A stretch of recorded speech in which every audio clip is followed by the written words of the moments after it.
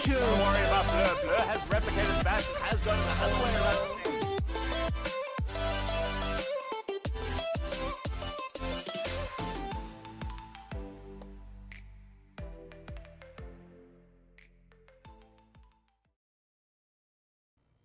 All right, ladies and gentlemen, what's up and welcome back to the Pride Cup 2021. The last time I'll get to say that because we finally arrived at the grand finals. My name is SunPheonyx. I'm joined once again after so long away from each other by the Lord of Terrans. Welcome.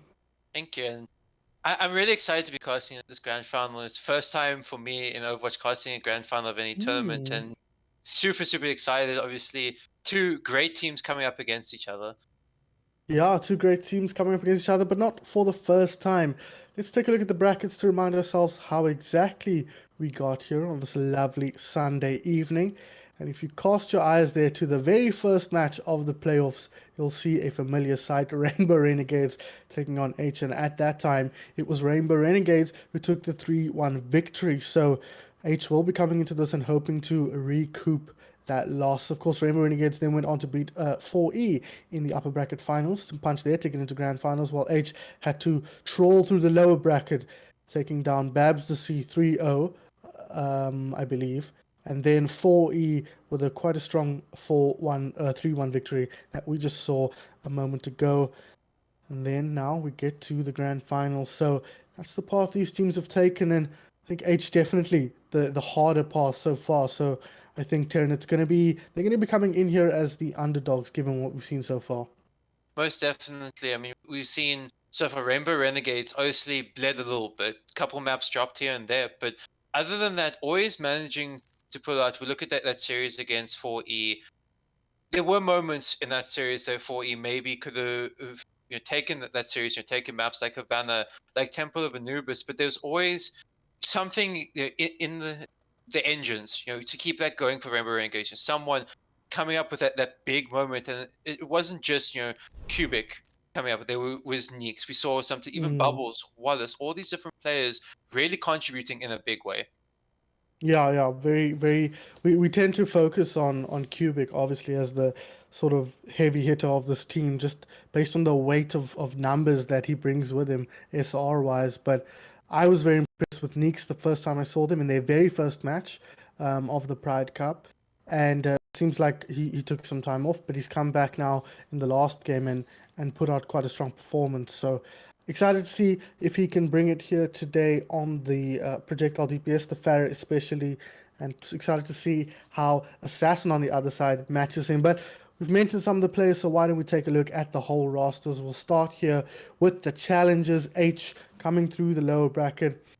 On the tanks, it is going to be Zol and Cubic. No, it's going to be Stalker and Brokefolly. Psych. It's going to be Lime, Oros, and Assassin, JDB, Yami maybe, and Keo bringing in the supports. And I just had a chance to watch this team play quite a couple of matches now, and really the key here is Assassin, JDB, and Stalker. Stalker tends to make the space for this roster. Assassin tends to take advantage of that, but Lime picked up in that last game, was able to show her stuff very effectively, and that was very good to see. Broke as well on the off tank, and Keo hitting some mega anti-heals as well. So this is also a team where our focus will be on Assassin and Stalker, but the rest of the players absolutely with a lot to offer. And it's going to be interesting to see how these players like Keo, Brokefolly, Yummy maybe really kind of match up in the series. Obviously, we expect, as you mentioned, Stalker, Liam, and Assassin are going to produce no matter what happens. Even if they're under low pressure, they have the ability to produce. But now you're looking at these less experienced players. How are they going to react to the pressure that we know is going to come from Rainbow Renegades, especially at the support line?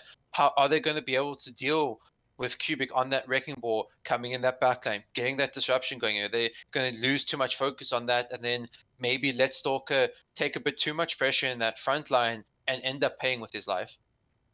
We're going to have to wait and see, but let's take a look at who exactly they're going to be having to deal with. Of course, you mentioned Cubic here already on what looks like the off tank here, but likely to play main tank. But Zol coming in now for Cuberin, it looks like. So unfortunate to lose for Cuberin not to be able to... No, well, Cuberin is in the lobby, so I imagine it'll be him, unless Zol and Cuberin are the same person, but I don't think they are. It is going to be Alex, aka Cubic and Cuberin on the tanks, Neeks and Drostar on the DPS, and of course Bubbles and Wallace bringing up the support line. And you've already mentioned a little bit about this team, but looking here to Neeks to pop off, and obviously Cubic is going to be the big carry for the squad. Yeah, everything is built around Cubic. You know, we saw 4E trying to put a lot of pressure onto Cubic, and you know, to great effect in a lot of those different situations. But you know, Cubic, the caliber of player that he is, always manages to find a way to find that little nook in that defense, you know, little crack. And we're basically gonna need to be seeing here that Aitch trying to be as resolute as possible, but you know, you can deal with a player like Cubic, but then there's so many others that you need to be worried about. As you mentioned, Neeks, such a proficient DPS player, Joestar, Yeah. no slouch in his own right.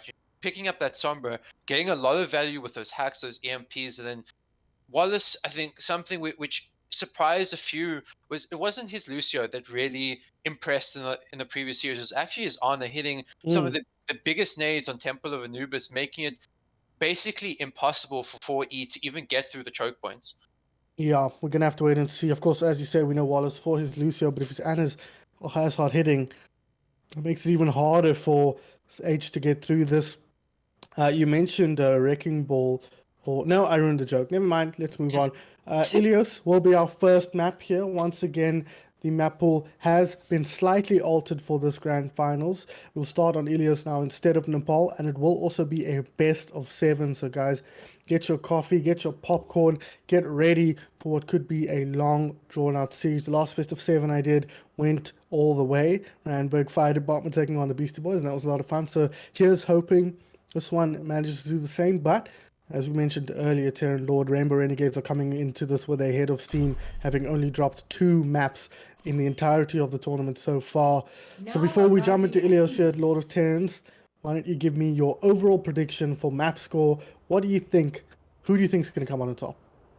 I think I have to go with a 4-1 to Rainbow Renegades. I think there might be a little bit in the tank where we see, you know, Aitch take a map, but once the series progresses, it's going to just keep going in the favor of Rainbow Renegades. You know, they're going to start to realize exactly what they need to do to win, if there is those adjustments from Aitch that we saw from, you know, 4E. So in the end, Rainbow Renegades, I think, are just going to be too strong. I don't know what it is about our new system here, but producers are struggling to get the teams on the right side, I feel like. But anyways, we'll get that sorted up immediately here as we take a look at our compositions. Assassin and Lime will be on those 2 heroes that they're on. And the Symmetra is an interesting pick here. You think they come out on that, or is probably just going to switch it up to something else? I have a feeling, you know, with this composition, it's probably going to be, you know, switch into something maybe like a Tracer, Sombra, just to get them out of those gates a bit earlier. Round 1. Oh, yeah, very much could be the case, and we'll have to wait and see. You know, we've been seeing, okay, there you go, Sombra, 100% predicted there by Mr. TerranLord now as the teams roll out. Well, yeah, Cubic is on that wrecking ball, so expecting to see him try and make this. Oh my god, Joestar! What happened? Where did Lime Rose come from? He disappeared out of nowhere and executed the poor Sombra. Not being able to contribute anything else to this team fight now as we watch the Pharaohs duel it out. Assassin has been the Pharaoh to beat, and so far helping push his team ahead. Brokefolly going to do good work, getting in there and cleaning up that kill onto Neek. So this game, wow, this is a completely different map. I didn't even know you could do that. Learning things on the fly here, on the job is what Assassin JDD is doing to dominate this team right now. Oh, nice shot. We're going to see your bubble switch onto that fire. I think they identify Mercy, my apologies, to make it a bit easier for Neeks to get a bit of value here. You're struggling and kind of the fire 1v1 with Brokefolly ended up picking him off in the last team fight. Oh my god, this guy, man. Somebody sign this guy. I think I said that before. But Assassin fires back with a double kill. Wallace and Joestar out of the fight. So it's probably going to have to be a reset and get Cubans mech as well. And that could end up being a disaster now. No Diva mech means Diva is effectively neutered. The Bunny Blast is strong. Not strong enough to win you a team fight. Joestar switching over to Soldier, put a bit more pressure onto Assassin, as well as Cubic on that Roadhog, you know, something which I've heard from him before. He's confident that he can pick out a Pharaoh in this guy, so see if he can get that done. Oh, he's going to have to settle for the Reaper here, but Assassin is still in the sky. Bubbles will bring Cuberin back, so equaling things up now, and there we go. Neeks gets that pick onto the... Oh, Farah, he gets the boop as well, preventing the resurrection. So great play from our newest player here on the DPS role. Stalker though, with the Primal Rage on point, clearing things out. Ghost Star under pressure, taken down. The Stalker looks for his next target. It's the birds in the sky, but he decides against that. Gonna jump out here, avoiding the Diva Bomb. We get the remake off, and Assassin JDB is back and back with a vengeance and with revenge, as it turns out, as he gets I Like Your Cut G, and they haven't flipped the point here. Oh my god, immediately insta kills Neeks from after the resurrection. 82% on the clock. Storm effectively weathered here by Aitch.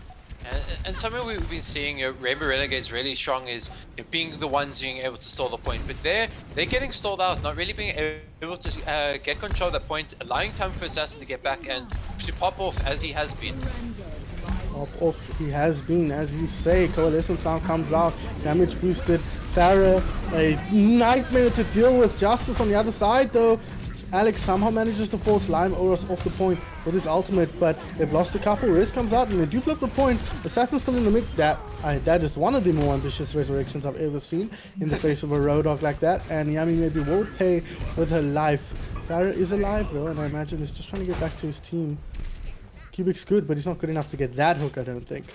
And it's a good retake there ultimately. I mean, we also see Neeks switch on to that McCree, so they're kind of investing quite heavily into dealing with this fire now. Now the double hits can set up, but also that McCree can help quite a bit dealing with Stalker. Yeah, that is very true. The stun will make Stalker's life a little bit harder, although you wouldn't say so, would you? He goes straight onto him, sends him into the waiting arms of Assassin JDB, who grabs that opportunity with both hands. Can he get the kill on Mercy? No, missing a couple of key shots there, and the Riz will come up. So suddenly, Assassin in a little bit of danger here. The Mercy on his back, though, will make it not such a huge problem now as he works his way towards point, but they're losing teammates. Yami maybe will drop there, so Assassin naked a little bit here. Sends the attack by as the Stalker does off the point. Says Ghost Star, get the hell out of here with that garbage. But he's not going to be able to win this one for his team fight. He's losing. Oh, okay, no, that's fine. He didn't quite have the trajectory correct, and Cubic agrees with me, I think. You've also got to give credit to Bubbles there for that resurrection, and not only in that, a lot of the time we saw Neeks under low pressure from Assassin, but kept alive through all of that by Bubbles, making sure that he doesn't go down to fire, able to take out the Mercy and then the fire in turn. Able to do so indeed now. LimeAway from the soldiers going to pump the damage in, hoping to build up that attack visor and rain the damage in on the other team. Raining damage is what Assassin wants to do as well, if you can find the angle. Alex though on the front line here, looking to get a cheeky hook, won't find it yet. Instead, will pop the whole hog and force them right on back. Get out of here. Our team has work to do, but both hits can taken down by Assassin JDB, but the reason to I Like Your Cut G will bring him back into the fray. Bubbles gets his fist on, taking on his opponent as well. So the pharmacy out of the game. Overtime ticks through, but the tactical visor might be the key. Stalker has switched, but I Like Your Cut G takes down LimeAway on the soldier now. Lots of blue bodies on the point though, so Neeks might struggle to get in and put damage in, but this sound barrier might be exactly what they need to push through. Oh no, Brokefolly. She gets booped off the edge of the map, but this is a meat grinder here for Neeks, trying to find targets, but he's got friends. Who needs targets with friends like these as he puts the damage down so low? But Bubbles is keeping him so healthy, and it's just going to be enough to push his team through. Rainbow Renegades bring that one back.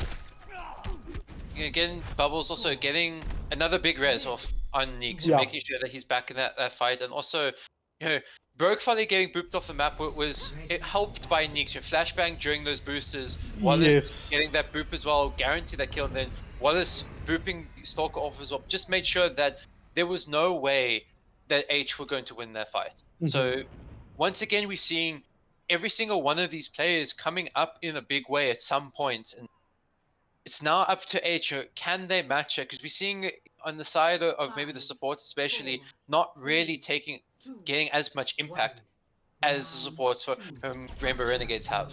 Yeah, and you're looking at LimeAway as well, I think struggling to find a ton of value on the Reaper and then also on the soldiers, so struggling a bit here, but a very even map nonetheless. Of course, 100 to 99 there. Rainbow Renegades had to pull a lot out to get that. As the Tracer here, LimeAway on the front line, they're going to try and get this DVD make, and they do get that very quickly. Stalker with the final hit on that as LimeAway continues to pepper the front line here of Rainbow Renegades. he find anything else? I think he's just gonna have to back off here with Assassin over the top, though. The damage never ends for our blue team as Alex on the point here. Some heroics will be needed, but he will get the D-Mech actually, and he's sort of on top of a lot of the opponent's heroes here.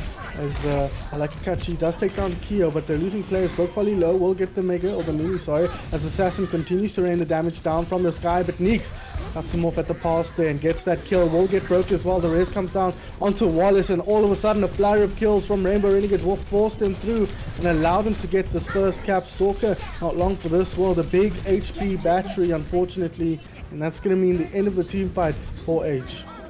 A really good start there from Aitch, getting that pick onto Cubic, but not really able to translate. As you said, Cubic kind of walking into the enemy team, putting in a lot of damage and not really getting punished for it before his team said, oh, Stalker getting booped off.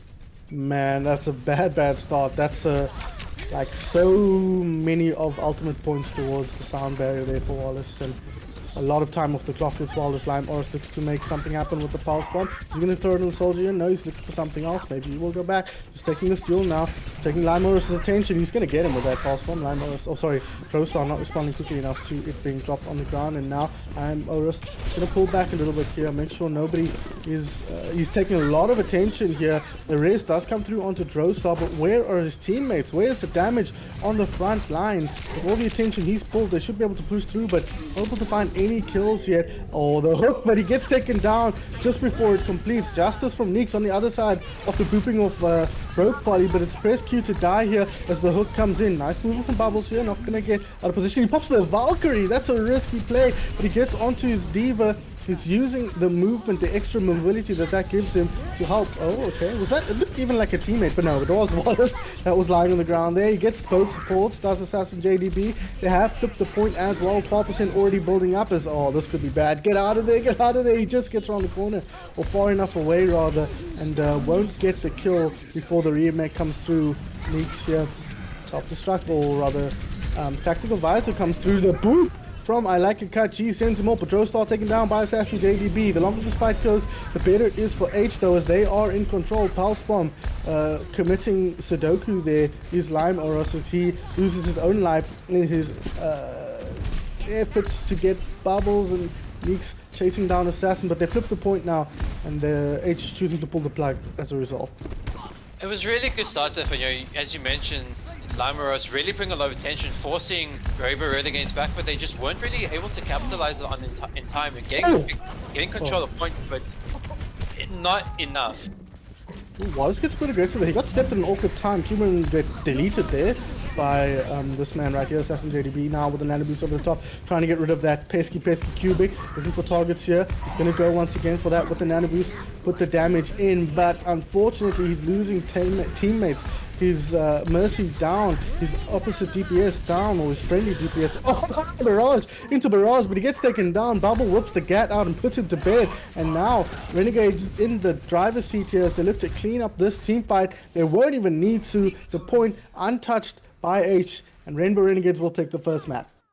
Right at the end there, Soccer getting a booped a few times, not being able to touch the point, but ultimately it just seems that all these resources are being invested into trying to kill Cubic, but it's not really happening fast enough. A lot of the time he survives. Oh my By the goodness. time he goes down, a couple picks, the other way, just follow straight up. So maybe a reassessment needs to be done, or they need to try and get Cubic down a lot faster, because he's not necessarily, getting these crucial picks. A lot of the time, it actually has been Bubbles getting some really valuable picks in these team fights, along with these reses. So maybe something that they need to look at to change. Are we letting Bubbles on the mercy of all things getting too much free reign? Oh no, things are going very heavily wrong when that's the question you ask. But I don't disagree with you for sure there. We've seen quite a quiet game from Cubic actually though, not really needing to make space, or at least not needing to make such obvious impact on the game, but still allowing his team to push back against their opponents. But you have to take a look at the opponents here in the form of Aitch and ask the question, what needs to change for them? I think a composition swap, that we saw them come out with that Roadhog going on to well there. It felt like Stalker was just a bit out of his depth, even though he was getting picks here and there, getting booped off the map quite a few times, and struggling to really match the kind of tempo that Cubic was trying to do, not even landing those hooks on his opposing number. So maybe, a swap where he doesn't want to be playing that Winston into a composition with that Roadhog, but he's just seen so much success in that Winston. I really like to see him back on that hero. Yeah, I guess, yeah, feeling like he needs to match Cubic a little bit there. The value that the Roadhog is too much, and I think he feels jumping into that Roadhog consistently is posing too much of an issue for him. But I definitely agree with that. I think especially with the fact that Broke's been on this Diva, I don't know that Roadhog Diva is the world's most effective tank lineup, and the inflexibility of some of their players might bite them in the butt here, but we're gonna have to wait and see. Here's our next map is going to be Numbani. Of course, this first point can be a nightmare to push if the defense gets set up right, but what do you think we're gonna see? I think here is the possibility of that Winston map. Numbani always been known for that Winston, even back in the GOATS era, where we were just seeing predominantly Reinhardt for the main tanks. We saw this kind of like floats-esque comp where you played your normal GOATs, but with that Winston instead of the Reinhardt. So I would really like to see that coming from Stalker, and so he's going to keep with the Fire as well. Torbjorn, both picks that I'm really happy to see. Torb in general on this map, a really strong pick. Soldier as well is also another possibility, but the Torb, again, something like Cubic, even if he's on that Roadhog, every time he goes to that flank, yes, he's a 600 HP target. You're not expecting the turret to kill him. But if he does come on that Roadhog, on that Wrecking Ball, it does put a bit more pressure on him, force the team to look at that Torb turret. If it's not going down throughout the entire team fight, as we saw from Deffect yesterday, that Torb can come out pretty quickly, and it's such a good zoning tool against any kind of composition. Absolutely can be. Key for the attackers though might be Droestar on that Sombra. He could unlock the point for Rainbow Renegades if Aitch are not careful. So they're going to have to keep track of this man right here. Make sure he can't get the value. Build those ults quick. Immediately those sticky bombs to get rid of the turret. So that's out of play, at least for a little bit here.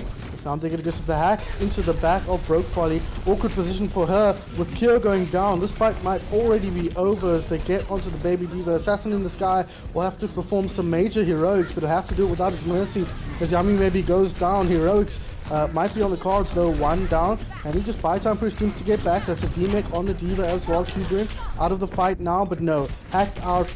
Makes him basically a Junkrat, except a little bit worse as his teammates try and make their way back to the point. 10 HP gets picked off there by the turret onto Cuban as Alex gets rid of it finally, but players coming back in. Almost 2 ticks taken, but I think the defense have regrouped now. They've got enough players in the bag. Take down Cubic, and yes, I think that should be enough, although maybe with Wallace's Anna here on the long angle, trying to heal his teammate. He doesn't hit the shot, and I like your cut G, pays with his life.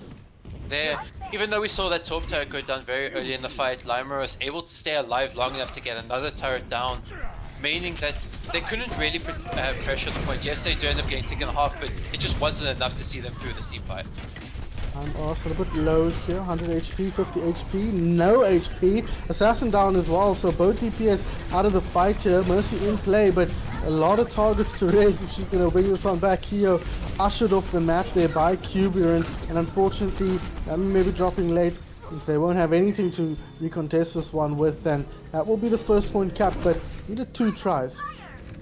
I think the reason why we kind of see it a bit of an easier breaker of this first defense is they weren't really set up to defend this point. They were kind of defending, still staggering in while that fight, the Echo gets picked off, but people were still coming back from spawn, so they weren't able to get set up in the correct position. We saw Kyo having to switch over to that Moira, eventually gets grouped off the map, and you're not really being able to heal up DPS all too well.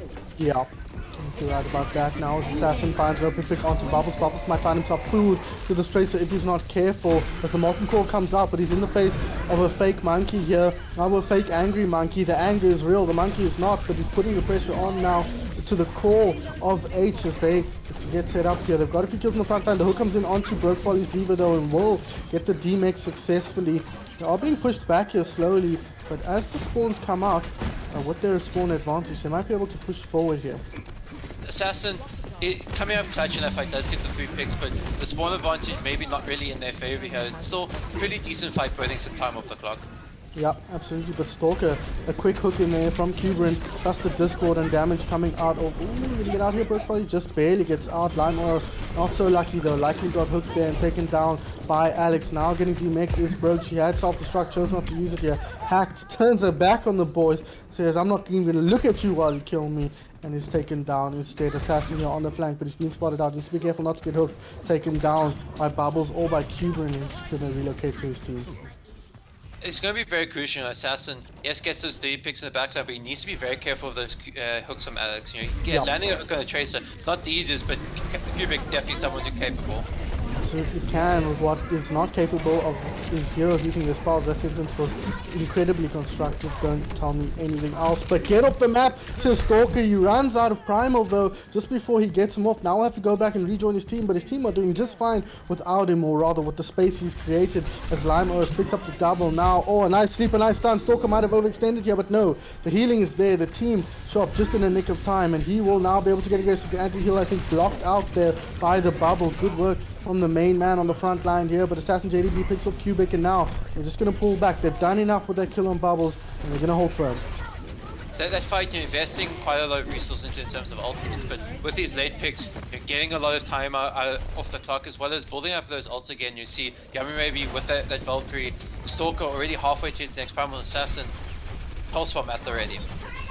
Pulse Bomb could be the key here to unlock this team fight for Aitch. In fact, I know this, he's behind here. They need to be careful. I heard the sleep come up, don't know if it hit, but Assassin is lurking in their backline, so Neeks though will get aggressive here. Chooses to go for the Torment, and he might have been aiming for the Diva there, but doesn't get it. Instead, we'll have to throw out a cheeky multi-core here on the point. I believe that last after he changes back, so this is actually quite a value ultimate if he can pop it down. While Transcendence did come out though from Bubbles, committed, not really allowing him to get any kills, but of course keeping the team alive. Stalker eventually does go down now, but Assassin being a nuisance here on the support line, forcing him to look at him, and Brokefolly uses that time to get rid of the baby Diva. The real multi-core now thrown out, but it's as real as the damage is, and he does manage to kill a nice shot onto Bubbles here. Now can move forward. The overcharge, gonna keep him alive for just a second, but eventually Alex with the ultimate will take him down, forcing the team back, getting so much back. Now moves through, gets straight onto the Mercy. How did he see that one? Spotted her out. The sleep from Wallace is great onto Assassin JDB, and they get that kill as well. So all of a sudden, things turning around here. Cubic seems to be able to move wherever he wants without being punished. Just moving in and out of the team fight at will, getting the hooks, getting the damage, but you have to play back just a little bit while the coalescence comes out. We're going to be able to push forward now. Yes, they are. Cubic feeling confident here. Just going to get rid of that turret, make his Echo's life a little bit easier. Sombra as well. Sombra throw star almost to his ulti. 70%. They're going to go in now. Bubbles finds Assassin straight off the bat though. The self-destruct doesn't find a kill, and Cuban with a self-destruct of its own. With the bubble down, he might just throw it up. Instead, just hops off the mech, lets it go. Will it find anything? Yes, it will. Takes the turret down and Kyo, but the clock is ticking down here. Yami maybe brings her fellow support back into the team fight, but all the teammates are dying. Tank's dead, DPS dead, support's dead, and Rainbow Renegades will take the second point. Such a crucial pick there coming from Bubbles. And Assassin, been a thorn in his side this entire map on that Tracer. Managing to stay alive so much if you just watch him here on point stalling out, but won't last too long. But you know, he's been able to dodge hooks, dodge these volleys from the Zenyatta, the hacks as well, but unfortunately ends up going down, and it just buys so much space for Rainbow Renegades. We saw Cubic eventually going down that fight, but he put up so much work. Oh, good start though. Limos this time around gets the kill with the turret onto Bubbles. Bubbles has the Transcendence, so that's actually quite a critical kill. At least it could end up being so. Molten Core comes out though, getting aggressive. EMP counted, but it doesn't stop the Molten Core, I've just learned recently apparently, as it still continues to go out and actually contributes to the death of Neeks here. Assassin round the back here with his ultimate. Will he choose to throw it down? The Pulse Bomb could really seal the deal here, but will not choose to, as they're already moving out. A good decision, I think, from Assassin JDB. Definitely. And I think something there, the Molten Core is not getting cancelled out by the EMP, comes in really clutch and forces out a Trance, an extra ult as well, and they still end up winning this team fight. So now, Pulse Bomb at the ready, as you mentioned, Diva Bomb as well, potential coalescence, difficult to push through. Could be tough, and this will have to be the one that works for Ember Renegades. They do not have enough time in the bank to take multiple team fights there, and the Coalescence, as you mentioned, Terran, coming in clutch for them. The hook will stop it in its tracks, but already so many players dying on the side of Rainbow Renegades here as Aitch forces their way forward. Broke will kill her opposite number. Assassin, Stalker, Angry Monkey on the front line outside of the spawn. It's just expired. They have to prevent Cubic from getting to the point, and they do just that, and they will hold here at the corner of third point. Yeah, the Pharaoh, while getting so much value for Assassin, I think surprisingly it's his Tracer now. Like his Tracer putting so much work in, and something we knew him for beforehand, but hasn't really brought out all that much. We've seen him more in these quote unquote memeier games where he's brought out this Tracer, but now really putting on the pressure onto these enemy supports. Wallace and Bubbles really struggling to keep up in a lot of these team fights. Even Joestar falling under pressure from Assassins, making it incredibly difficult. And Cubic, while he can learn those hooks on the Tracer, it's not his primary focus. He's not like a Roadhog playing with an Orisa or a Reinhardt, for example. He doesn't have a main tank. He has to be that kind of pseudo main tank in a way as that Roadhog. So he still has to be looking to his front line. So he's not always on that back line helping his supports. And maybe we need to look at potentially a change coming out on the side of Rainbow Renegades. Do we see more of that main tank play from Kubrian, or the DPS swap to something like that McCree that won't necessarily kill Assassin, but with the threat of that flashbang, the threat of a one shot, with a Discord or plus that headshot, makes it a lot harder for Assassin to get into that battle. Yeah, we're gonna have to wait and see here. I think Rainbow Renegades will still be pretty happy with that push, though. They've got a lot to defend here, even if the first point goes wrong. So maybe a bit early to call for changes, but I have to wait and see if they can weather the storm now of what Aitch are putting out, and specifically, as you mentioned, Assassin JDB on this Tracer. Tracer a bit awkward to play on this first point. The high grounds make it a little bit difficult to navigate effectively on the British blinker, but Aitch will have to do their best to... Oh no, Assassin switch now onto the Pharaoh. You've seen what they've come out with on Rainbow Renegades. They've decided the Pharaoh will suit him better here. I can't argue with that too much, especially with the strength of his Pharaoh, but he's going to get aggressive here. Doesn't quite manage to land up there. The hook comes through, doesn't complete, so a lucky break there for Stalker as he escapes with his life, as Neek's looking to put some damage out here. Not able to find too much though just yet. Inorus is on the attacking torpedo, but there we go. The kill onto Joestar opens the floodgates. They find one. I like Ikachi taken down. Assassin picks up his third of the team fight and allows his team to close in on the first point cap. Yeah, and I really do like that stopping that. Well, yes, the Tracer had been getting so much value against that, Brigitte, Mercy. You don't really have an isolated talk. Mercy flying around throughout the entire time. Soldier also isolated, and then Brigitte basically released to counter Tracer in a lot of ways with almost the entire kit. And I'd say even after the changes, having those 3 armor packs makes the life even tougher for a Tracer player. That constant healing. Oh, Cubic dropping early there. Unusual person to die first, but Stalker will pick that one up now. Inorus' turret as well being a constant concern for Neeks here, as he has to invest 2 rockets to take it down every time, and that means Assassin has the reign of the skies here, at least at the moment. Now getting aggressive with Stalker on the high ground here, backed up as per usual by Brokefolly, and the damage from Assassin. They put the pressure on, they back up. They're playing slow and calculated here. Cool, calm, and collected. CC is Lime Aura. Cool and collected, but likely not calm as he comes around the corner here, pops the Molten Core, makes some space for his team.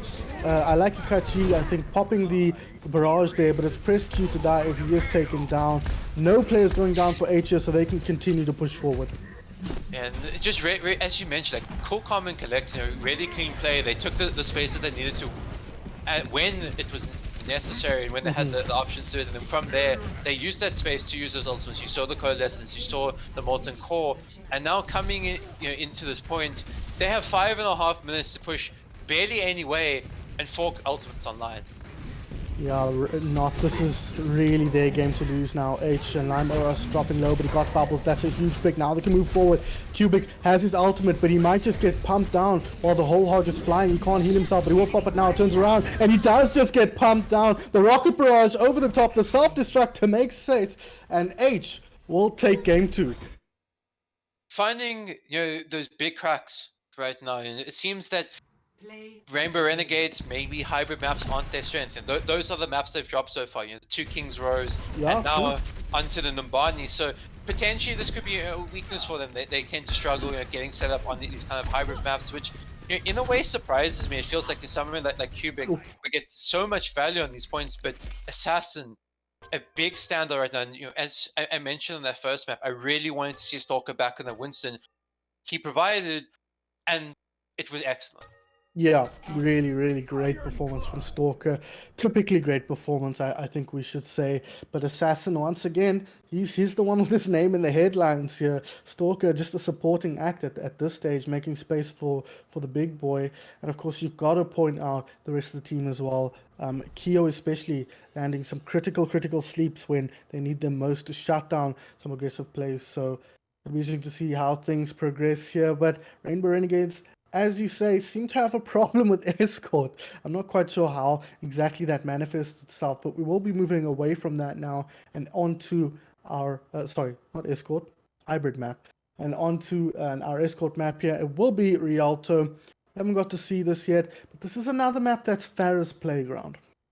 Yeah, as a former Farah player, I don't really play it that much. This was probably the map that I played Farah the most. Maybe with the exception of Lijiang Gardens, but so much high ground that you can work with. You know, a lot of angles you can take, and even if we see, you know, especially on first point defense, you see that the Farah get taken down.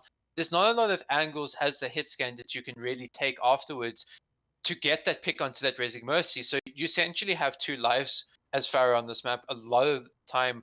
Obviously, once it gets towards third point, it does get a bit tougher. So maybe that's where we see Assassin come out with the Tracer. But another map where we could see the Torbjorn and Limeros Yeah, true.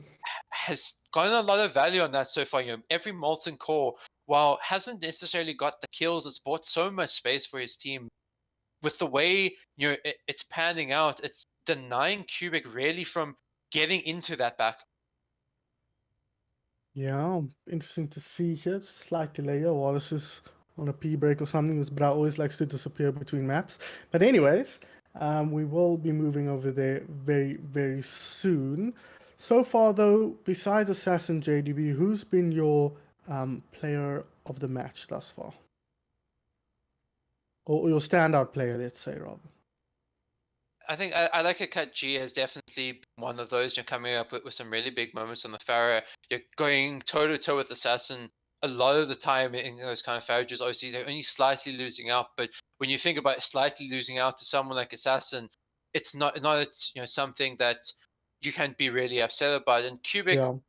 as we always got to mention Cubic, but definitely more of a quieter series. Of course, we saw a couple moments on Numbani where he seemed to take a bit of control, but ultimately it hasn't been as impactful as we have seen so far throughout the games that we've casted.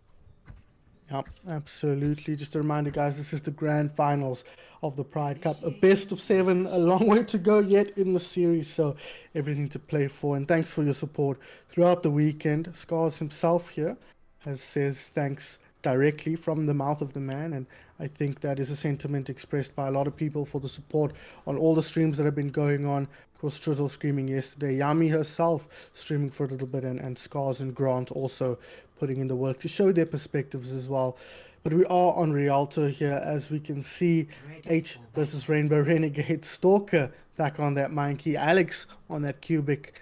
Alex on that cubic. Alex on that Roadhog, and Lime Oris, as suggested, bring out the Torbjorn.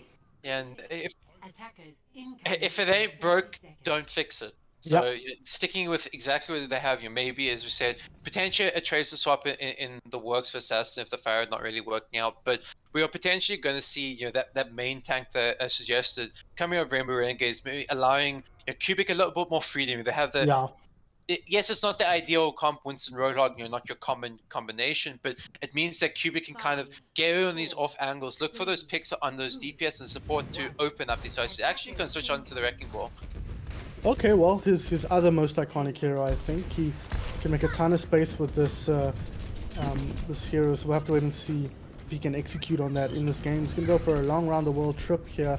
But this Pharah action happening in the sky. No kills yet, no pressure yet. Kubik's found the angle, and he will immediately force them off that high ground. So that's a really nice play, unsettling the team. He's just going to hang out here in the corner. He's taking the attention of Brokefolly now as he moves through towards the Mega. Great movement from the GM main tank here for our red team, but unfortunately Lime is the one that strikes first. Gets down the enemy main tank. Assassin tracks down that pesky Widow. Make sure he's not going to find a shot onto him, at least not right now, as the Ana skedaddles on out of there, but Bubble's not going to get too far as Assassin hits him with the chunky rocket there. Finds another onto Drostar. Oh no, it's all falling apart here for our Rainbow Renegade squad as Assassin rains down hellfire from above. We're seeing here that even though Kubik getting a low pressure onto the back and low disruption, there's not a lot that he's disrupting. It's a Moira, it's a Mercy, it's a Torbjorn. All three like don't really care all that much about a Wrecking Ball in the backline, especially with that turret pressure. Yep, absolutely. I think we also see Neek struggling to find a good angle here. The way Assassin's playing, look at that, straight on top of him. Neeks can't even respond in time to see the Pharah before the rocket, the killing rocket, hits him, and now they can get aggressive, and they'll do that very effectively. They have lost kill, but the rest will come out, keep him alive. Get out of here! Kubik says Assassin, he pops him off there. Kubik, I believe, moving to Odyssey going forward as a DPS, so needs to learn how to play like Assassin JDB, but so far Aitch holding firm once again. Really clean engagements coming out of Stalker, especially. Oh, another one. Assassin, this man's unstoppable. Like, what do you do at this stage? I mean, they have the hit scan, but he's not falling. Don't Enigma need a projectile DPS player right now? They do. Yeah, well, just saying. Whatever convincing you gotta do. Maybe someone's gotta get my man on the line here. Mines come out though from Kubik to open things up. Now getting aggressive, but Assassin again on top of Neeks. He has identified his target and he's gonna shut him down as much as he possibly can, and doing so extremely effectively so far. Kubik in the backline will get just D-Mech as Keo gets a kill onto Wallace as he tries to exit. Kubik will get out of this one, at least for the moment. He's gonna get tracked down. Cuban eventually goes down the background, but that's not what matters right now. In Bubbles, finding himself out of position, but great job Aitch doing controlling the battlefield here. Yeah, they're not really allowing this chaos to ever begin that we've been seeing so much from Rainbow Renegades. You know, Kubik not allowed to really disrupt. You know, the rest of his team going down every time he goes for these moves. So switching back over to the Roadhog, feeling that the working will not getting the value. Wallace needs to be careful here. He's got the beat now, so that might be the go time. Get aggressive with that extra HP, but so far just playing patient, and extra HP is exactly what Stalker will have when he pops that. Was that maybe the worst ultimate I've ever seen? That EMP? I think he got booped back in or something as he popped it and ends up filling the inside of that room with the lovely EMP juice, but unfortunately the room doesn't have any abilities, and now neither does his team because they're all heading back to spawn the quick way as the Primal Rage Monkey here forces Drostar into corner. He's going to try and translocate out, but he will not be successful, and Aitch looking completely unstoppable on Rialto.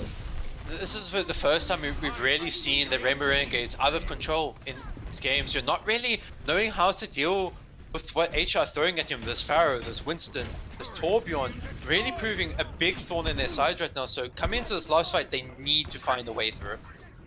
This is the time to do it if they're going to manage it. Ultimate's coming through. Self-destruct not finding anything. Remake not finding anything. Soundbarrier committed here. Deadeye not finding anything. Everything not coming up Millhouse here, but they do finally get a couple of picks. One of those picks is Assassin JDB, so this is your time to do it. It is a good time to do it. What? I don't know. That sentence didn't quite work out how I was hoping it would in my head. But what is working out is this particular attack from Rainbow Renegades. Fan the hammer. I like it cuts. G's like, I don't need to aim for this hero, but now the aim will come through. Put the pressure onto Brokefolly. Take her down. Coalescence not enough to keep her healthy. 2 supports left alive, but if this takes too long, the tanks will be back. Assassin will be back, and he is on the Tracer. The kill onto his opposite number. Once again, Neeks, the target of the main man here, the Tracer, putting on the pressure and securing the defense there for Aitch. A really good opening to that team fight coming out of Rainbow Renegades. Without, like, even though those ultimates were committed, we actually weren't really the ones that got the value. So you saw the Diva Bomb kind of a bit too high. High Noon not really in a position to get any picks.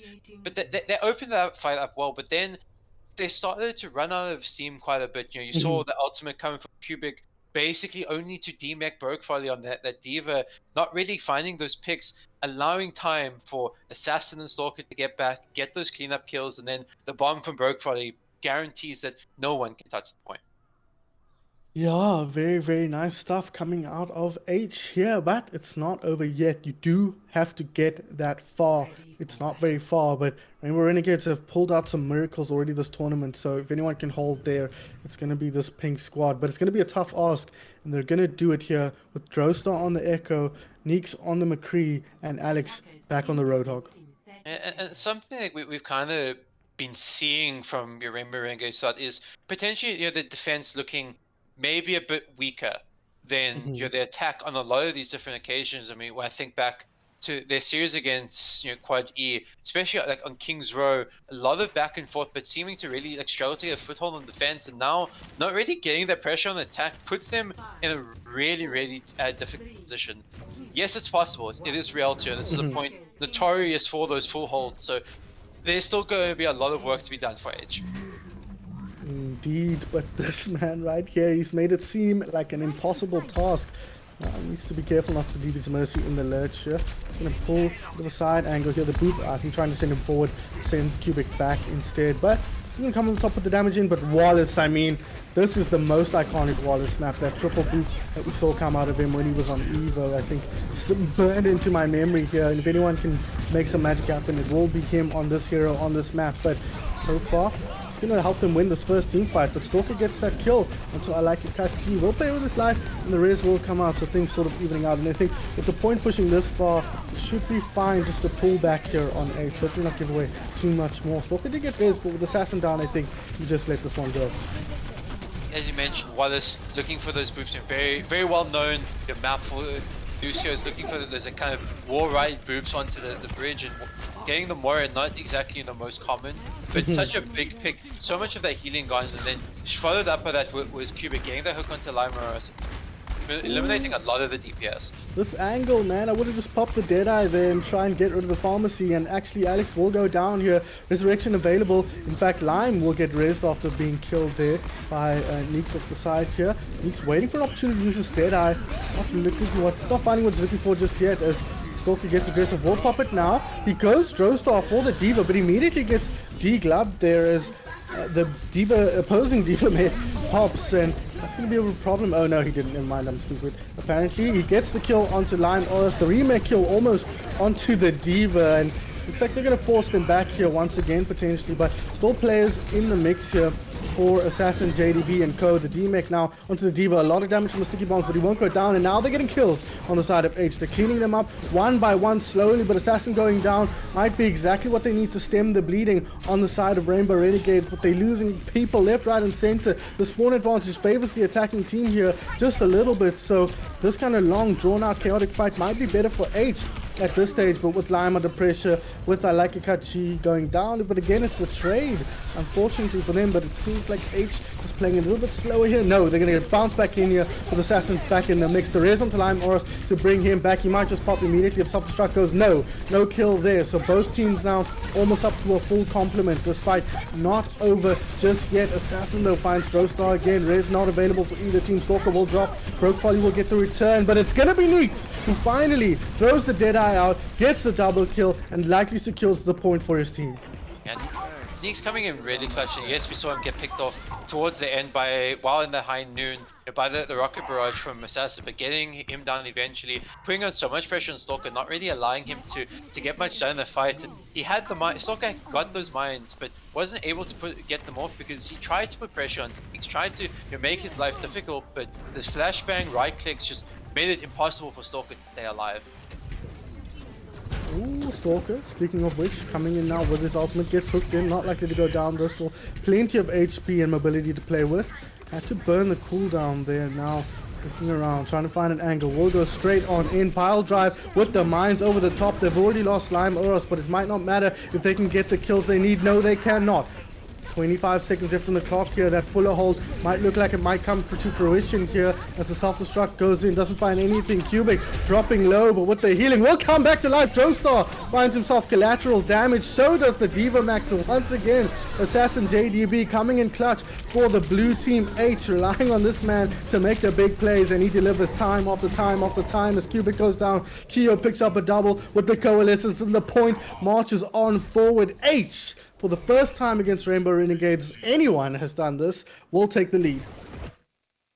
That was just such an impressive team fight. We saw them going down. Your Stalker goes down, Limeros goes down. You've got Neeks in the backline putting so much pressure on Bubbles, keeping him alive, and then just that pulse bomb landing it onto Cubic.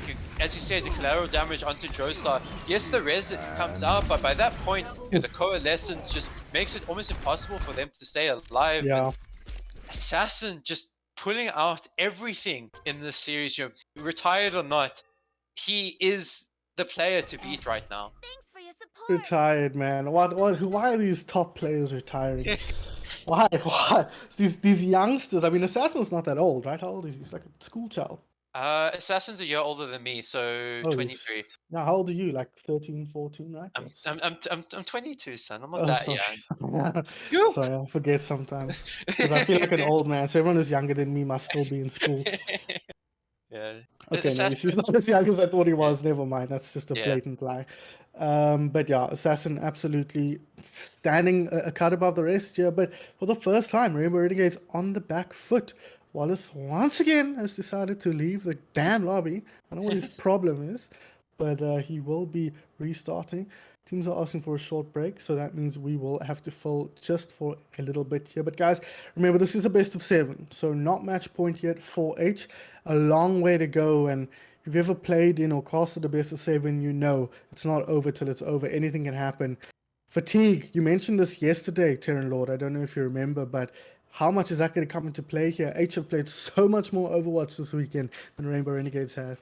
I mean, so far, it doesn't really seem to be taking effect. It feels like this fatigue is kind of pushing them on, taking them to a new level, especially for the players like Assassin, like Stalker, Limeros as well. Really, you're bringing it out in this final series saying, I don't care that I've played a lot of Overwatch. This has got me to where I am. I'm not giving up now, but as you mentioned, a 7-map series is very long. We could look at, if to say Rainbow Renegades start to bring this back, take a 3-2 advantage potentially, even just that 2-2 might stem the flow a little bit that we have been seeing from coming out of Aitch, and any drop in momentum could be disastrous. Yeah, it could be, and it's actually Broke, I think, who called for the break here. I always like to tell the story because I find it fascinating. But when I was playing on Leiden esports at the beginning of 2019 or whatever it was, in the pre-pandemic days, if you can cast your mind back that far, we were playing against Goliath Gaming, who ended up coming out as the champions at the end of that year. We were 2-0 up, and they called for a break, and they pooed on us afterwards. So I know the strength that a break can bring to your team, just everyone's nerves calm down just a little bit. The frustrations that are building over the course of the previous 2 losses can kind of be dissipated a little bit. Your coach, your head guy, can just talk to the team and be like, hey, here's what we're doing wrong. Here's what we need to figure out. This game doesn't matter. Just play your best. And that's what we might see Rainbow Renegades do here. Although, I don't know, maybe Wallace is not even in the voice channel at this stage. Who knows for that guy? He just disappears in the middle of the games. But that it really can make such a big difference. So this might be a turning point for Rainbow Renegades. But if it is, they're going to have to figure out some solutions to Assassin JDB. And I still believe that we need to see maybe a bit more main tank come out of Kuber, and maybe not exactly his most comfortable, but we saw one fight out of him on that Winston, kind of getting blown up straight away, not really feeling it. So maybe it's something that he's just not confident in bringing out, opening up Cubic to get a bit more space, do what he needs to do, put that pressure onto Assassin, make him, force him into those situations where he actually needs to be getting more than just these 2-3 kills, or basically, solo carrying this team fight, or even at that length, shutting him down completely.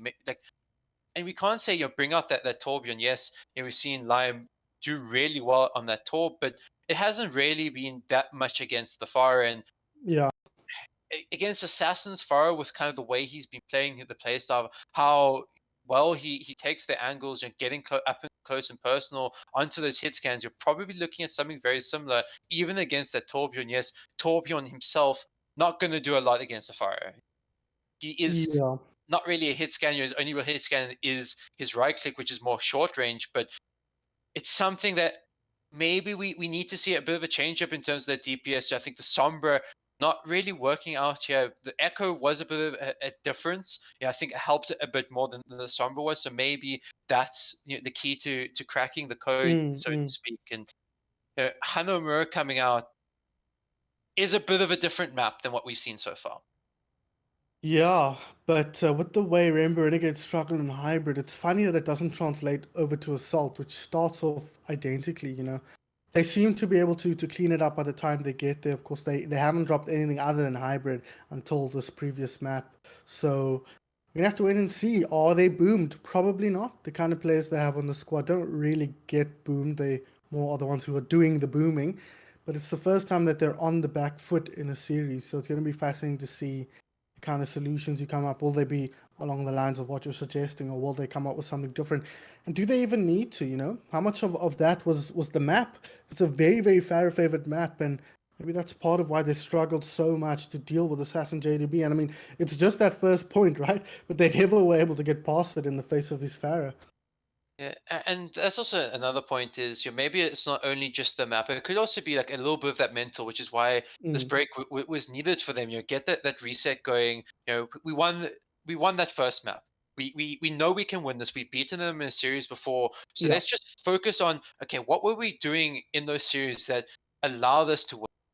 Hmm. What are our strengths? Let's focus going forward on those. And something we always speak about, whenever I have a conversation, bit of a different topic, but in the football, when you talk about championship Mm. teams, they're always the ones that they're able to eke out, when the goings are tough, these 1-0 wins. And that's kind of the situation you feel the Rainbow Renegades are at. They kind of on the back foot here. Can they bring it back? It's Hmm. something that if you are that top team, that you will be able to pull out. Yeah, absolutely. Although, just a reminder for those of you who might not be aware, these are not top teams, at least not in the traditional sense. Pug-style teams, you sign up as solos or duos to join the Pride Cup, and the admins do the best they can to put you in teams that are balanced based on SRs. So these teams have only been playing together this weekend, but you can already see, Terran, we watched at the beginning of the tournament, and we're watching now towards the end, and the level of play has just increased as the games have gone by. It's been an astronomical improvement. I mean, just these teams alone, we've already seen improvement from them. You look at, Aitch when they were going up against some of these teams. I mean, they ended up dropping a series in their group stages, and versus now matching up to Rainbow Renegades, who prior to today hadn't lost a single map. The only Hmm. other team besides H to take a map off them was Quadruple E, who backed by the likes of Tox, Fluffy, Alvin, Damien, Damien. you expect such a strength coming out, and they're showing to be a stronger team than that bunch, and it's really impressive to see just how much improvement can be made by playing together. You're getting the kind of even more synergy going, something which didn't really you'd expect with how synergistic they looked in their match against Crazy Milky Jelly Shakes Yeah. yesterday, and now it's starting to look even better than that. Every time your Cubic comes into the back line, he's always even if they it's a wrecking ball, they kind of ignore him. They don't really put too much attention on him, focus Yeah. on the rest of the team. And when he's on that Roadhog, as soon as he gets into those positions where he's punishable, at least don't necessarily kill him, force him out. Then your assassin puts his attention onto that McCree, onto that Widowmaker, making it almost impossible for them to take these kind of 6v6 fights.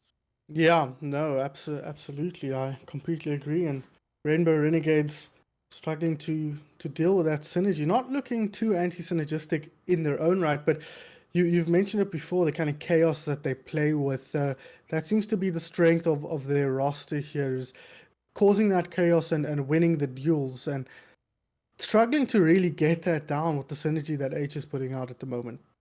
I think a lot of that comes down to kind of the way we're seeing the two tanks operate.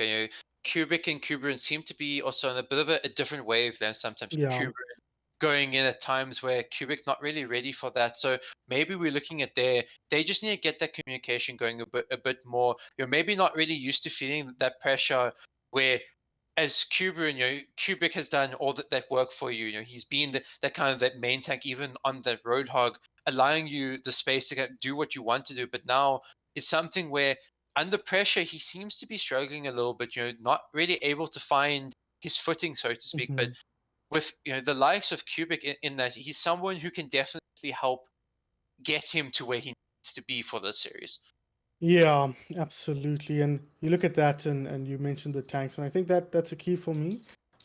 Especially the fact that Cuban doesn't seem as comfortable on the main tank heroes.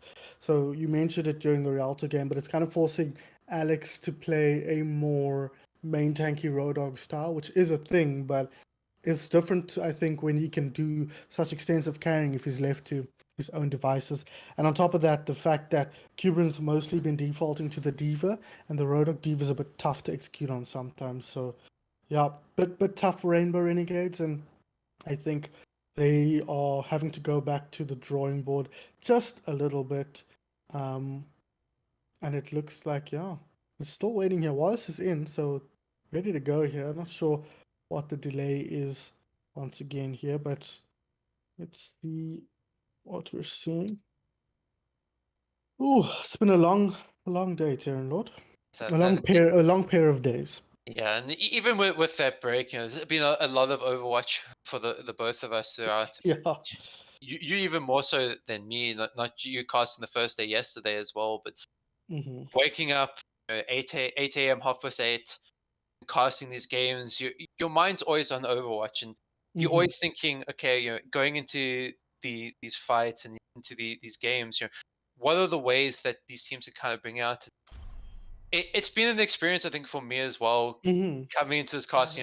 Before the long, I've done long casts for StarCraft, but a lot of those are kind of these.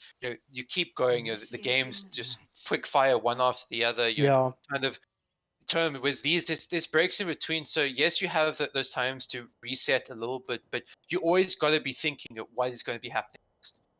Yeah, and as someone who watches a lot of StarCraft as well, I know that StarCraft is infinity times less intense on a moment-to-moment basis. So it is very, very sapping to cast Overwatch, but I'm glad to do it here for you guys, as I'm sure TerranLord is as well. 100%. We have finally jumped into Hanamura. So thoughts on what we're seeing on our screens right now compositionally? So I think this Orisa Roadhog is a much better pick. It's obviously going to struggle a little bit more coming into attack for first point. You have to get through that choke point first and foremost. But as we've been mentioning, it just frees up Cubic a little bit more. Joestar, flirting with this May with this Torben, I think both are a very good choice, especially potentially against that Wrecking Ball. Yes, as the May, you're not necessarily always going to get that freeze onto the Wrecking Ball, but being that ever presence between the Wrecking Ball has to take knowledge of that. And if he gets frozen, there's the hook and the halt waiting for him. Yeah, it's a bit of an awkward attacking composition though, I feel like. Especially against the highly mobile comp they'll be going into. They might be torn apart, chaos imparted on them here by Aitch. We'll have to wait and see. That's a great start. The hook onto Broke, she blocks the damage and flies away very quickly. The freeze onto Ball here. Stalker having to beat a hasty retreat, trying to get out. There's heroes all around him, he's blocked out. Does he manage to get out? What the hell was that?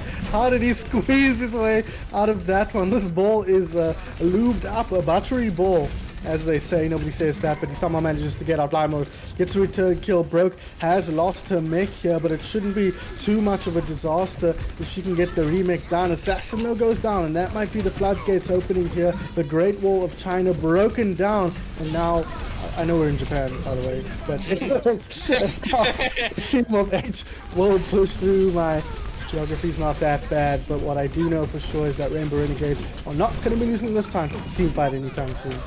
Big pick there coming from Joestar, eliminating that third assassin. We saw Stalker somehow, some way getting out of whatever that was, but very good footwork, but it just wasn't enough stalling for Aitch to put the pressure on Assassin back onto that Pharah. I think can help a lot. Yes, there's that McCree, but it's a very static comp. This is a comp that it's going to take a while for them to break through these choke points, but Assassin going down already.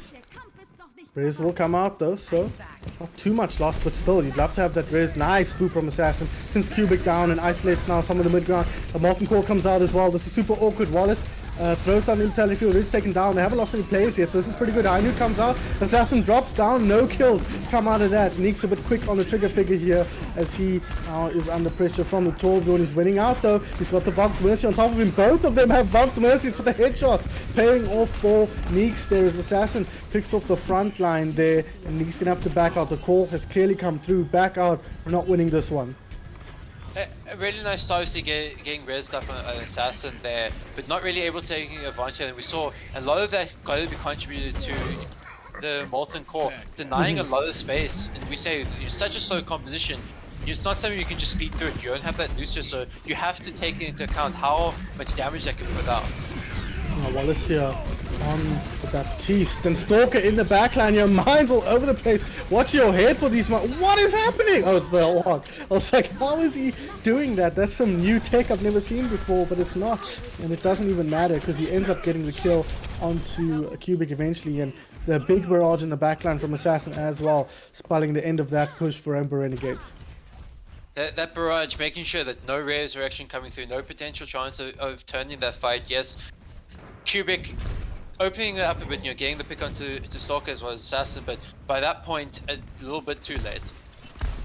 A little bit too late indeed, and momentum firmly stymied now for Rainbow Renegades. They're going to struggle to push in here against this composition with how slow theirs is, and the ultimates they've got not going to be great at closing down heroes. Like the Blizzard is looking for lots of heroes to group up and get kills, but not going to find that against this composition now. Going through, Babs throws that down. Brokefolly so shows it down, gets a kill onto Bubbles. That is key because no resurrections will be able to come out. Supercharger in play. Yami maybe lots of kills going the way of Rainbow Renegades now, where they can push towards point, but the spawns favor the blue team. Keo executed a violent end to her team fight life now as Aitch struggling to scramble back in, and this is where the use case of the Blizzard comes out. The high noon off the high ground. They're looking to clean this one up super quickly here. Struggling. Limoros won't even hit the ground before he's taken down, and I told you a lie because they made that look very easy.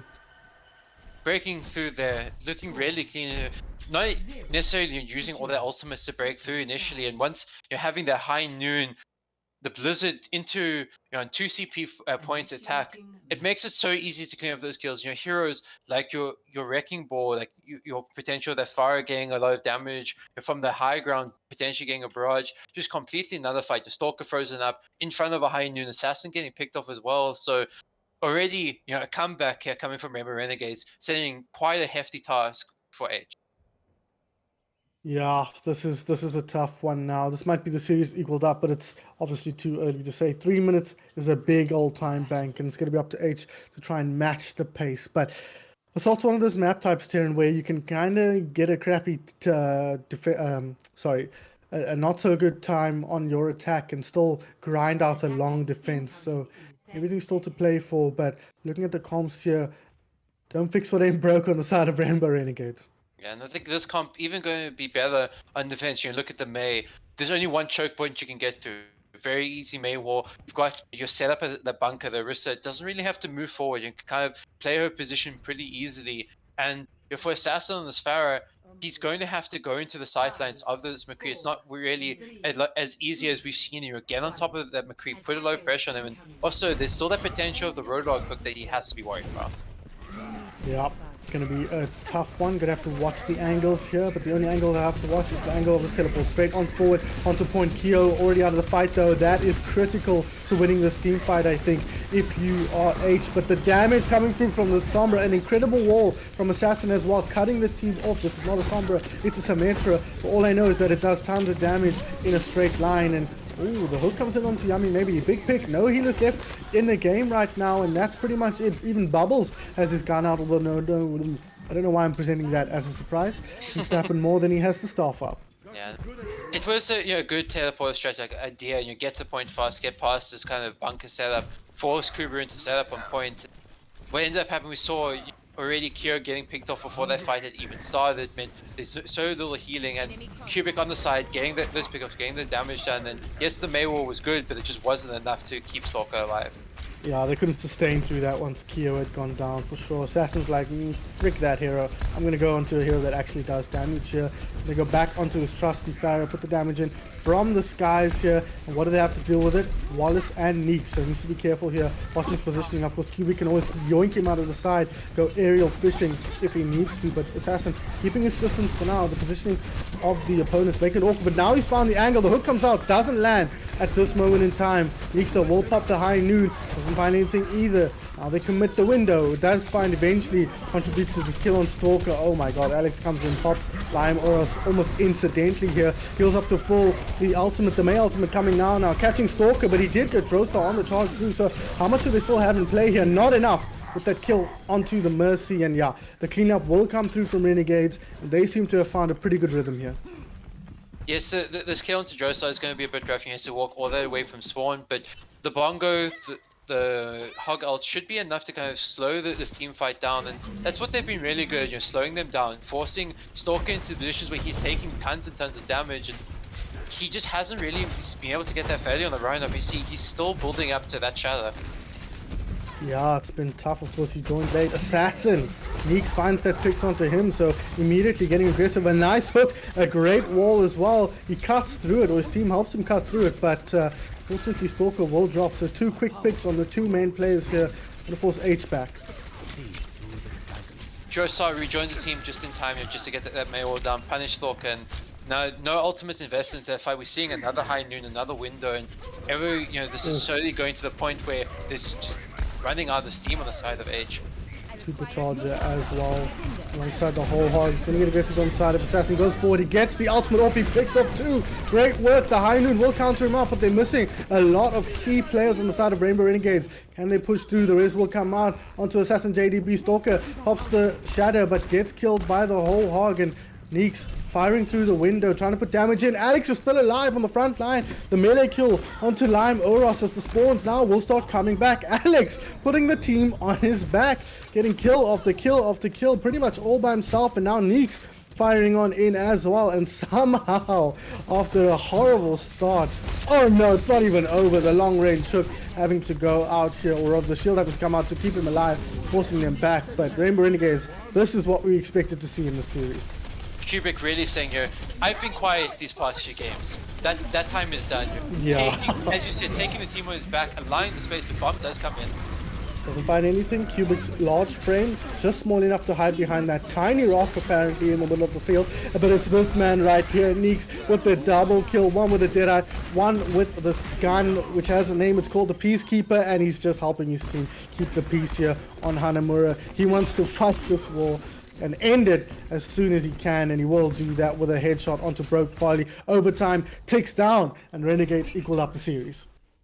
A dominant end to this map. You see 3 minutes, 3 seconds they capped with an attack, full hold on defense, not really looking and scathed on their defense as well. Like there was danger, but we just saw Neeks and Cubic working together, getting those picks in the crucial team fight, making sure that it's that Nano Barrage is not getting enough value to win the team fight. The Neeks as well on that final fight, getting those picks, saying to Assassin, yes, you've been doing a job on Farah, but now is my time to shine as well. So we're seeing the 2 players from Rainbow Renegades who've been looking at as the potential carries really coming to shine. Yeah, absolutely. In contrast to what we saw out of the 2 carries on the opponent's side, they were really well handled in that game. Assassin not able to contribute quite up to the level that we've been seeing from him, and Stalker as well getting shut down, especially on that attack. Yeah, and that's such a crucial point that now Assassin not really falling that space. Maybe it's something too with the map. Hanamura, bit of a difficult one to get value out of the Farah. Yes, on defense maybe you can go with it. That's not what they started out with. But on attack there, you're fighting into a McCree. The only time we really saw Assassin able to get aggressive and not be punished for it was that Nano Barrage. He gets the 2 picks, but even then gets taken down, not able to contribute for that rest of that team fight. So going on to Lijiang Gardens is a map where we can see him potentially get the more value, but at the same time, Rainbow Renegades do have the advantage on control. Yes, at least so far this series and throughout the tournament. So going to be interesting to see here, as you say, back to Lijiang Tower, back to where it all started here with one of the teams who played in that first match.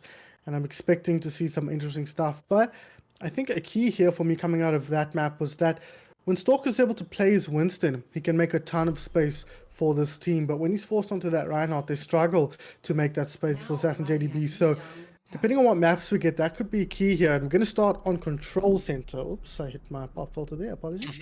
We're going to start on Control Center, and that is Reinhardt's playground. So we might already be playing into Rainbow Renegade's hands. Yeah, no, it can be. It's a bit of both worlds, I think, because this is a map in general where we've obviously seen Rainbow Renegades struggle to play the Reinhardt. You know, we don't really see them bring that out all too often. So, you know, this is very much a brawl-centric map. Definitely more of a map than Hallamur where you can get value over Reinhardt. Potentially, we see a Sim Junkrat as well, something that's very common and very good at punishing something that's very slow paced. You can kind of walk into them. Maybe, you know, there is that Sim Junkrat came out. Seems to be that Rainbow Renegade side, they found the composition that they believe is what they need to win. Yeah, I think that is exactly it.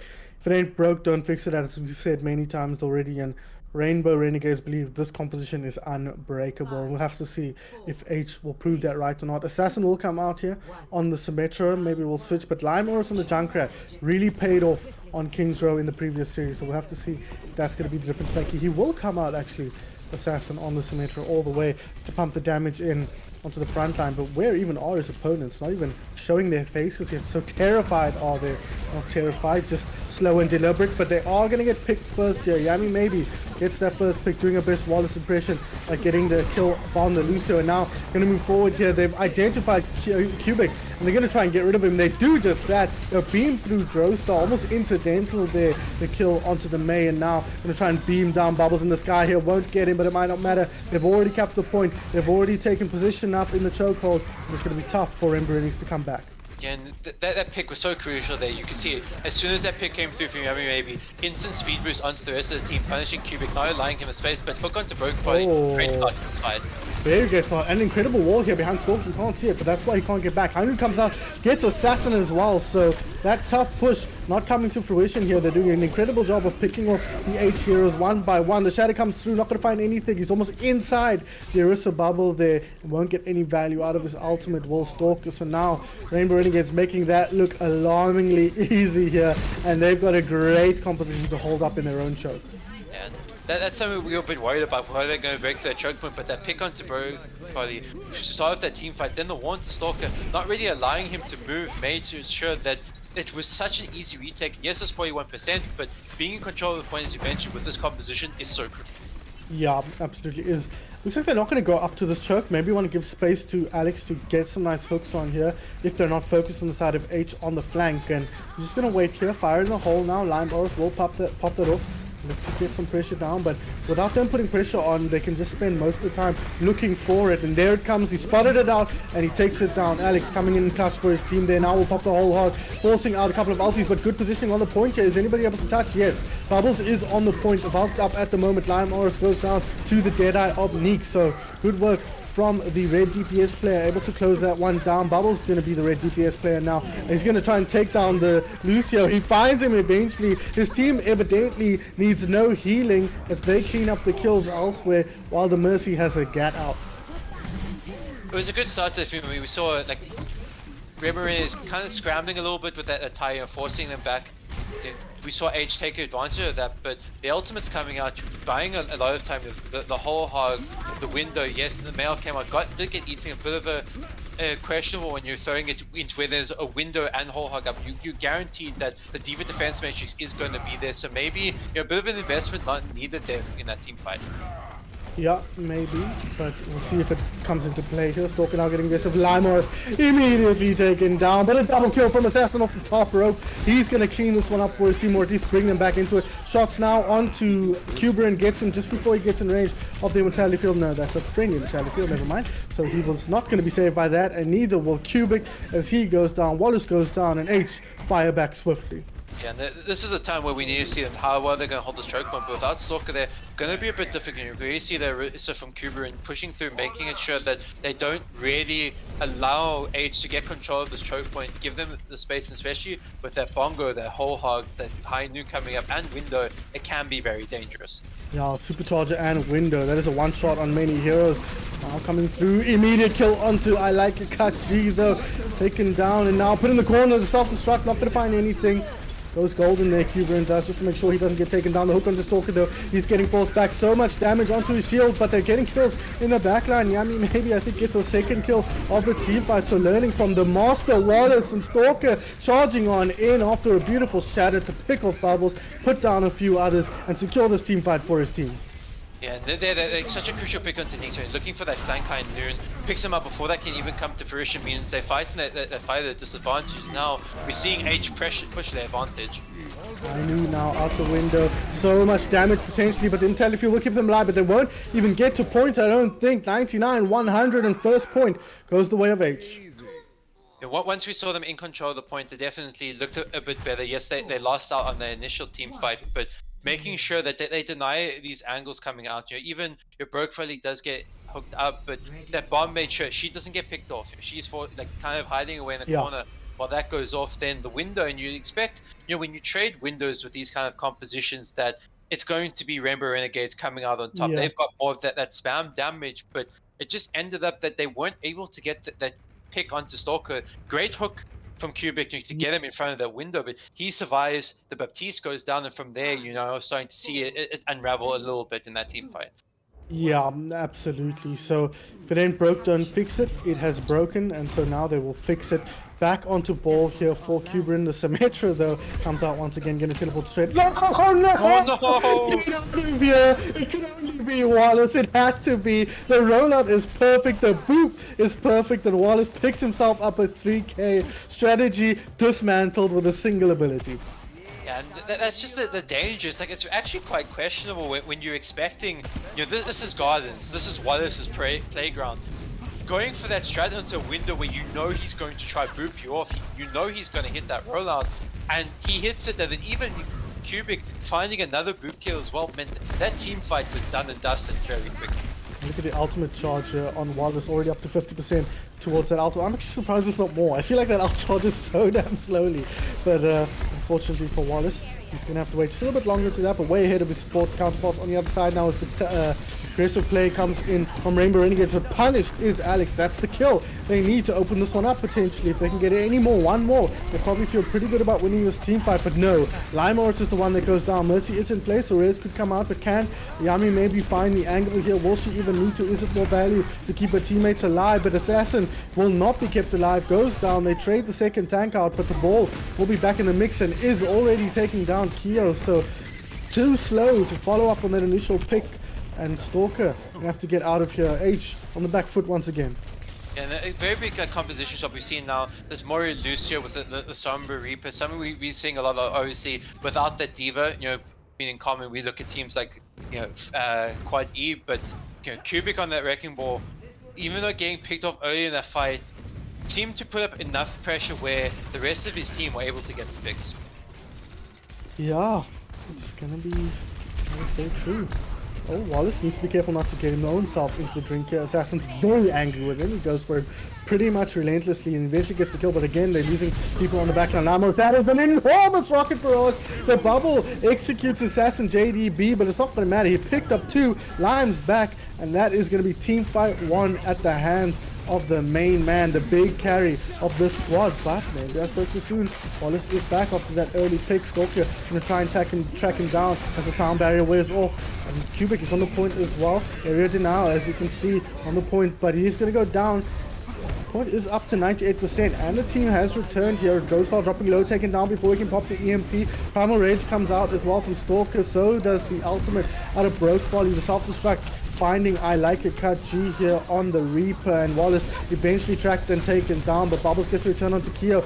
Do they have enough in the bag here to clean things up with their Moira down, or is the stall and the trickle too much? They've lost both healers now. This is not looking good for Aitch if they can draw this one out even more. Apagando as Lucius taken down there. The EMP not going to contribute anything in the hands or at the face of Lime Oros's tactical visor. And it was a really good team fight that coming from Aitch and getting those picks. Assassin being instrumental once again. So it seemed really good, coming out of Cubic and Wallace, but maybe an overinvestment into ultimates there. The EMP, you look at your EMP Blossom coming to this fight, and that can be that fight when it's needed. Ooh, maybe he doesn't need it. He's going to find a good angle here. Neeks does onto Lime or takes him down, backs up now for the Mega Pack, but they're losing players on the front. They TP onto point here. Death Blossom at the ready. Will he go for it? Yes, he does. He pops it. He takes down Stalker. DM just a little bit too late, and now Brokefolly hacked out, forced back, and taken out of Meg, taken out of life as well, and taken out of the game as Aitch dropped the second point. Oh, hello. 1-1. I think we've lost Terran here briefly. I'm doing his best Blur impression here as he leaves me to solo cast just briefly, but I'm very experienced now, having done it with Blur many times. So Aitch unfortunately losing out on that team fight. Rainbow Renegades finding what they needed, changing the composition up and executing perfectly. And of course it really comes down to Cubic on the wrecking ball, just making the space and allowing the likes of Neeks to put the damage out. Speaking of Neeks, he will be switching back. Oh, there we go. Welcome back. Momentary brief, I don't know, my internet, doing a bit of a blur, but coming back. Exactly. I said exactly that. Yeah, it should be a very interesting team fight coming out here with the Symmetra once again. This time, not looking to get booped off though. Yeah, it's not likely to get killed, at least if you get booped from there. Drozfather finds the opening pick onto Yami, maybe tired of seeing that Lucio get opening picks for her team. Instead, will return the favor now, and many players dropping for our blue team. Keo off the map here. Wallace says goodbye, get out of here. Our team has a team fight to win. Assassin gets the only return kill, but he's going to go down as well, and that is a team fight victory soundly in the favor of Rainbow Renegades. We're starting to see now like a bit more of these main tanks coming out of Cuba, and it just seems to be opening up Cubic so much. You're already building up towards those mines, and on the previous maps we're seeing getting so much more value, playing this more of the off-tank style of a tank there. Yeah, absolutely. As Cubic now gets aggressive onto the high ground. Oh, Drozstar put the pick onto Assassin, not going to be able to get raised. You can see the Mercy in front of us, and Assassin died about infinity miles away as Broke takes on Cuban, but Stalker has gone down. Main tanks traded out, but that's going to favor the team with more healing, which at the moment is our Raid team. I made that up. I didn't actually look at the composition before I said that, and it's not even true, but what is true is Rainbow Renegades dominating just another team fight. And really clean engagement. We saw Assassin going down there pretty early meant that not really getting the value, not being able to be rezzed up, and now Barrage, Mine, so many ultimates starting to come online, even potential that the duplicate comes out. Echo, notorious for when getting a lot of stickies down, can be crucial, but that pick is massive. Not camping the body though, at least. No, Assassin is camping the body. I've changed my mind. Bubba's gonna go for it here. Is he gonna get kept alive? Yes, he is. He gets the res off, but they've lost Cuban on the front line. What can they do now with the ultimates they've got and already spent? A big anti-heal. Someone catches both the Pharah and the Mercy. They clean that up. Players dropping like flies. Bubbles as well, but both teams, in fact, losing players. The boop not quite on the money there. Sides come out here from Lime Oros. Nobody going down just yet, though. As Drozstar looks to use his second whole hog here. Won't find it just yet as the supports res each other, or rather Mercy reses the honor here on Aitch's side. But it seems like they're under so much pressure. They're playing into the hands here of Rainbow Renegades, leaning into this chaotic composition, and it's not working out. The Nano boosted Pharah not going to be able to do anything here as Mercy has been taken down. Assassin now dropping low, not even going to get to point here. It seems like, yes, taken down by Bubbles, who knows how to use that gun of his, especially when he's in bulk form now. Facer, Lime Morris gonna have to move on to point here, try and get something down. Won't do anything just yet, gonna back out, but it's a tough ask to clean things up, and he won't be able to do it. Overtime ticks down, and Renegades retake the lead of the series. Really clean play coming out of them here, identifying exactly where their issues lay in those first couple of maps. You're starting to really put the pressure on Aitch and forcing them now into that position where they have to start to reconsider, okay, what do we need to do to win a team fight? I mean, Wallace, such a crucial boop meant that, yes, they may have lost that first map, but this boop gave them the advantage going into Gardens. Oh man, that was gross. I think he's kind of putting his hat in the ring there to take the clip of the top clip of Skarzz with that one. Because of course the last one was obviously Tocs on his own Lucio on King's Row. So the community really loves Lucios, and I think Rainbow Renegades love Lucio, at least this Lucio right now. But the color of this match has changed completely since the break. Maybe that break just being a bit of that mental reset, but giving the time to talk about, okay, what compositions do we feel is going to be necessary? And now you maybe look at Aitch, do they want to take that break as well, start to stem a bit of that momentum that's been growing? And something I spoke about during that break was, what's going to happen if Rainbow Renegades take this 3-2 lead? And it's been quite a quick one. Control, Yeah. obviously, in general, always going to be quite a quick map, but then 2CP being so handy in the favor of Rainbow Renegades, you have to give such a big advantage to them in going into map 6. Yeah, momentum clearly in their favor, and now they are on match points, so we could see the series end here in Blizzard World, which will be our next map. I have not seen Blizzard World in a long time. It wasn't in the RMG pool, so it's been a while. I forgot this map was even in the game, but here we are on this map.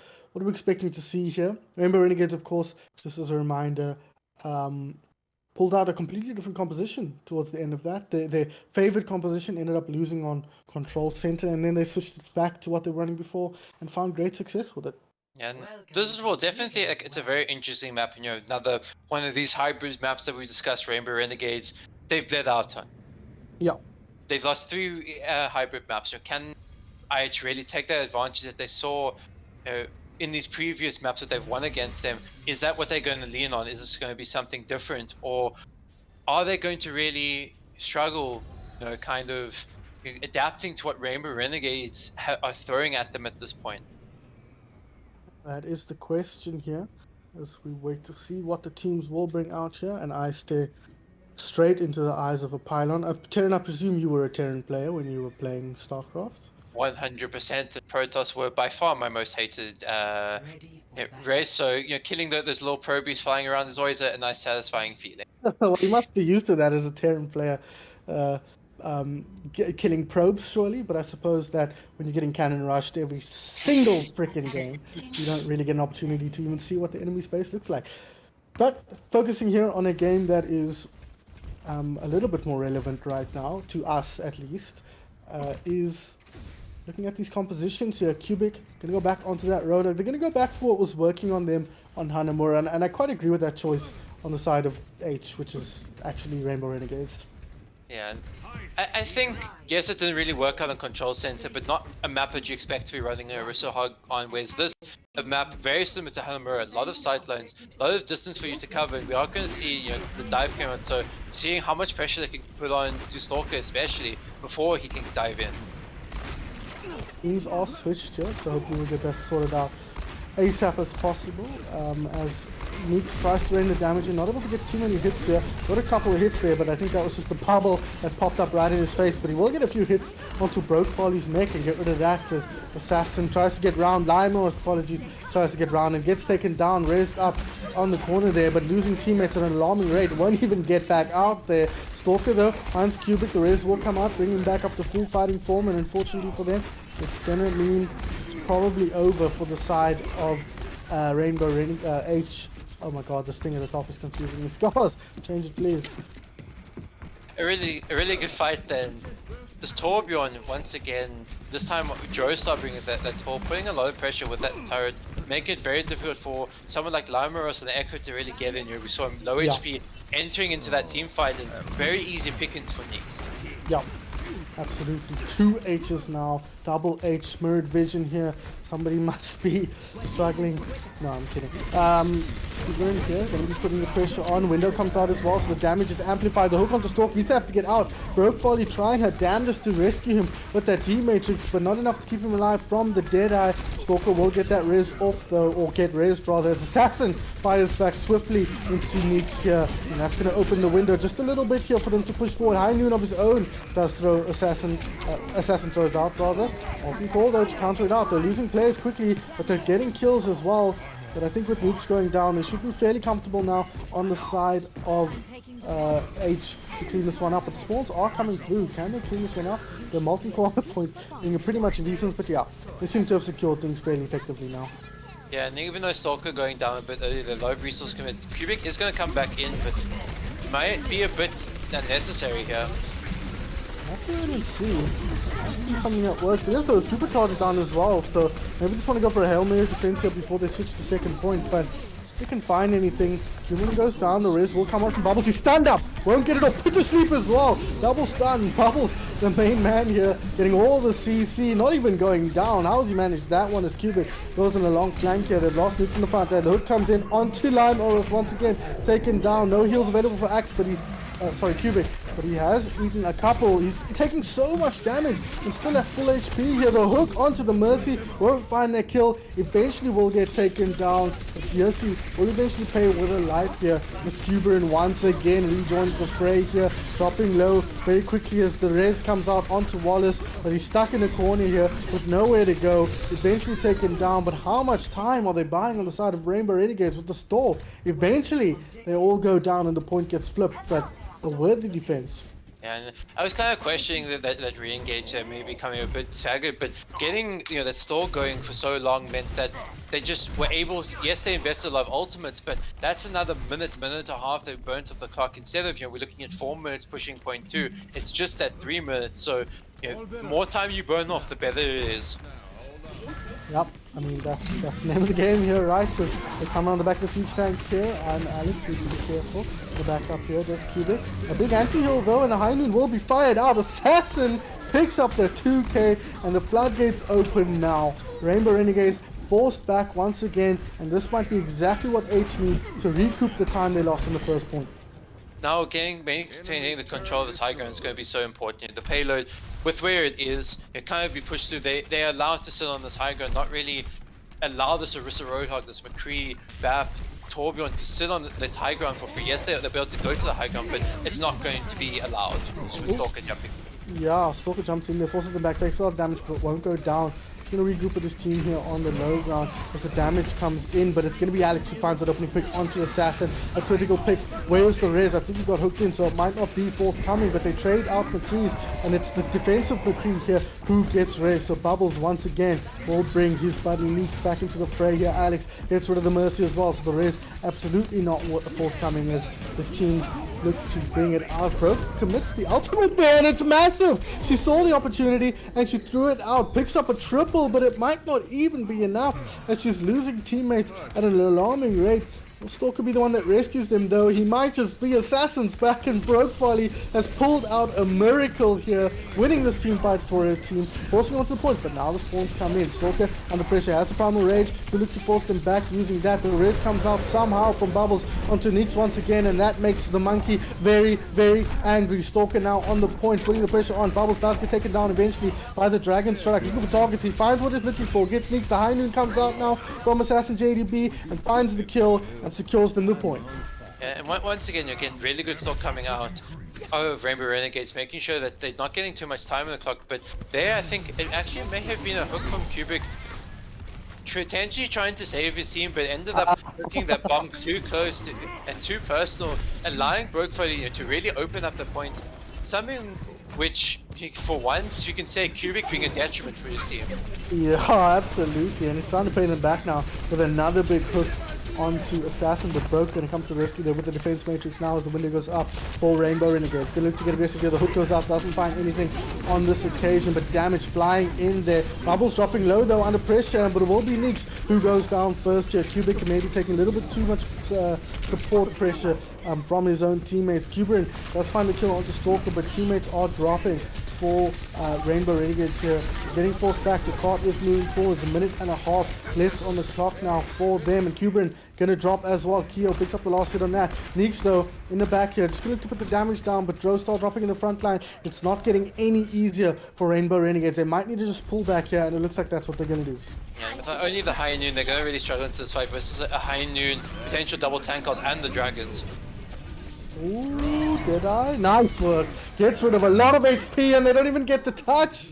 They were too focused on being zoned. Well, the zoning was too good from the High Noon from Assassin JDB, and they don't even get the touch. So a minute and a half just under on the clock after that attack. No, the attack you can be very well happy with going into this map. as HO, you wanted to stem some kind of momentum, especially on attack. It's always difficult to do that, but being able to slowly push out, getting that cap guarantees that even if it's a good attack coming out here, they know that they still have that to fall back on. We've seen teams before, like 4E in their previous years against Rainbow Renegades, even with that time disparity, like I think 3 minutes back then, that it's still possible to win the series as long as you have that opportunity to push the payload. Yeah, no, absolutely. You can kind of get those long, drawn-out, exciting pushes if you're not careful. But we're gonna have to wait and see. Can they pull it off? They looked a bit disheveled on that defense outside of the first point, and Aitch coming in clutch on a couple of occasions there. Not just Assassin, but Broke as well, or Broke Fire, Alex maybe. But looking at what they're running here, you feeling confident in any of these compositions? I think still that this Winston is looking good. Assassin moving over to this McCree has been something a bit different, different flavor, so to speak, for them to deal with. Now instead of the Stracer, the Pharaoh that we most have been seeing, it's putting a lot of pressure on Cubic, especially every time in these team fights he peeks out, takes a bit of damage from the McCree potentially that's done when he goes in for the hook as well as the heal, makes it a bit easier for him to take it down. Yeah, absolutely does. LimeOros to the bumper damaging Assassin, though he will find that first pick, a huge pick as well onto Alex. I think probably in the backline somewhere, so Rez unlikely to come through from bubbles here. Yeah, looks like they're just going to keep pushing here, feeling like Alex can get back quickly enough that they don't have to actually group up with him as the damage sort of rains through from LimeOros. Yeah, and I mean, it's not the worst, it's kind of waiting around for your Wrecking Ball, someone who gets back very fast and can engage that fight quite quickly after getting picked off. So it's nice to take the position, not really give it up for free. Stalker chooses to dive onto the ball here just to push him back, but opens up Assassin JDB. Rez coming out of here, and they do get it off onto Assassin, so that's key, but gonna lose the other DPS now, gonna lose Assassin anyways. Rolled over, but they've managed to pick up quite a few kills here, so Cubic hard pressed, I think, to win this one out for his team, especially now that his friendly tank has gone down. But I think they've killed both healers. No, there's Yummy Baby. Now they've killed both healers. So Cubic apologizing to his team for killing them all with Brokefolly's bomb. But as I say that, he sees the tanks and backs up, but they might be able to get in there quick enough to leverage an advantage. Yeah, this one advantage definitely in favor of the attackers. Wrecking Ball coming out with the ult. Stalker getting picked off straight away. This should be the first point opened up for Rare Renegades. I think you're right about that. No tanks in the mix now for Aitch, and yeah, point will start to get flipped. Do they look to come in aggressively here? Assassin feels like he wants to do something. He's going to get isolated and pounced on by Drostar and Cubic, and yeah, that's going to be the first point taken pretty swiftly here for Rainbow Renegades. Yeah, and we're seeing 4 minutes 40 on the clock. A lot of time in the back, but minutes 40 extra than what we saw Aitch have, but at the same time, second point, if they can't really get this push, it's going to show. And Cuban caught out in a bit of a dangerous one and does get out though. Yeah, he does just barely get out there, but Bubbles, not so lucky. A sick long-range headshot from Assassin executes the opposing Mercy, and Stalker pounces to recapture that kill that they probably felt like they should have had on Cuban. So this is going to be tough, and now they can set up nicely here on this choke. Stalker just taking a nap. He's going to get up close and personal with his teammates butt there as Assassin pops a few squats on him. But now the numbers are back here. Cuban's going to get aggressive with his team, or rather Neeks going to get aggressive with his team here. He has the Deadeye available. He wants to demech this Diva so he can pop that. He will demech her, but she's going to pop the self-destruct. Even takes Cuban down, but this could be a big one. It is. It gets too broke. Won't get remeked. LimeOros tactical, or rather incidental kill as well, but the team of Aitch are coming in clutch here, picking up kills. The headshot not quite there. The healing good here from Yummy Maybe onto LimeOros. The damage, taking so much damage, and now Primal Rage pulled out a Stalker, so that might be a pretty good trade here for the team. As he gets back, he forces Cubic back, Cubic, sorry, into the squad. When Alex trying to get out, gets over the Mega. Can they track him down? I think he's probably safe. Meanwhile, on the front line, they're losing players. Assassin JDB goes down. Cubic still messing around here. Another one goes down. Neeks finds two. Stalker will eventually kill him, but they've lost a support and a DPS, and they don't even secure the kill onto Neeks as that comes through now. An interesting Deadeye, or sorry, ultimate here from LimeOros. Won't find too much. Actually does get bubbles, but a lot of these players are already down. Tank is low, Cuban. Just to be careful here. In fact, it's going to be the opposite of careful. Be aggressive here. Try and get the kills aggressively, but he does get taken down Might that open the window here for them to get back in point, almost on point? Sorry, cart almost on point now.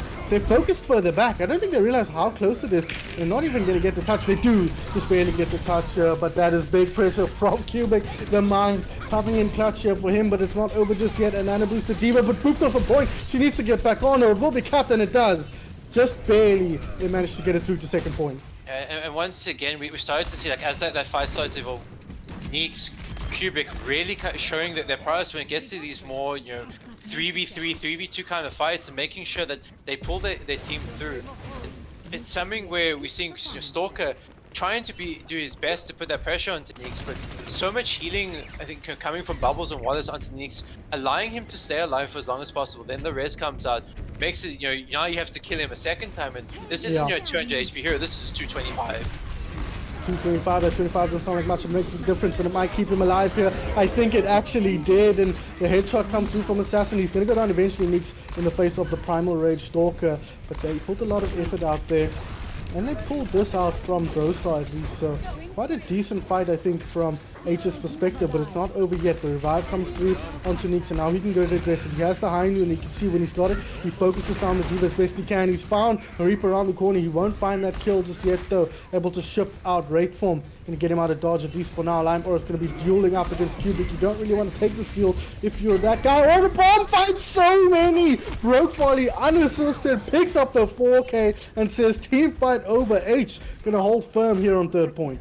Yeah, and there we saw like LimeOra managing to duck and weave his way through, somehow getting the TP off and forcing so many resources, and Brokefolly correctly identifying, the entire team is grouped up in the small choke point. I can send my bomb in, unassuming, ends up getting a 4K, putting Aitch into a really strong defensive hold.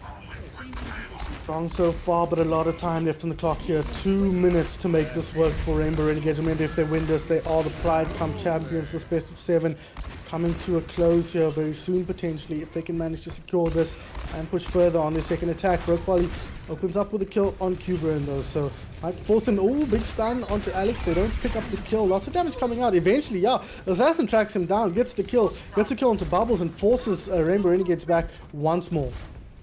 Now we're starting to see a point where Rainbow Renegades, if they're going to cap this, probably with less time, they do have a couple ultimates. Well, actually only just the one ultimate online, so not really a lot of pushing power. With the comp switch, it's turning to the point where it's maybe a bit late for this. Ooh, Stalker needs to be careful. Anti-healed up, pops the ulti now, puts the pressure on. LimeOra is like, who are you gonna look at? Look at me, and he takes him down very easily during the Deadeye. So that one ultimate they did have in the bin now, and the whole team in the bin, sent back to the bin that is spawned. This has been some really good ult rotations coming on this defense here now. Only 2 ult invested in that fight. Yes, it was just the high noon, but a Valkyrie is not exactly your most expensive ult. Same with Primal Rage. So now you have more important ultimates, your Death Blossom, your Bomb, your high noon that can clean up these team fights very easily are coming online. Ooh, high noon, that looks like a kill here on the left there. No, managed to get out. So much time being burned off the clock here, 55 seconds left. This might be an overtime push. If they get it to overtime, the defensive side, they will not be able to lose this. Might see another draw here. Oh, I thought that was an enemy self-destruct. I was like, you cannot stun it, it will still kill you, but no, that was Brokefolly. So Assassin apparently paid more attention than I have, not surprising, to be honest. Oh, the sleep in the backline here. LimeOra, though, he gets the pick, he will get out, and Assassin, after Assassin JDB's own heart here, those far moving forward there, pops the self-destruct on the Diva. He gets the remake kill onto LimeOra, says get over here.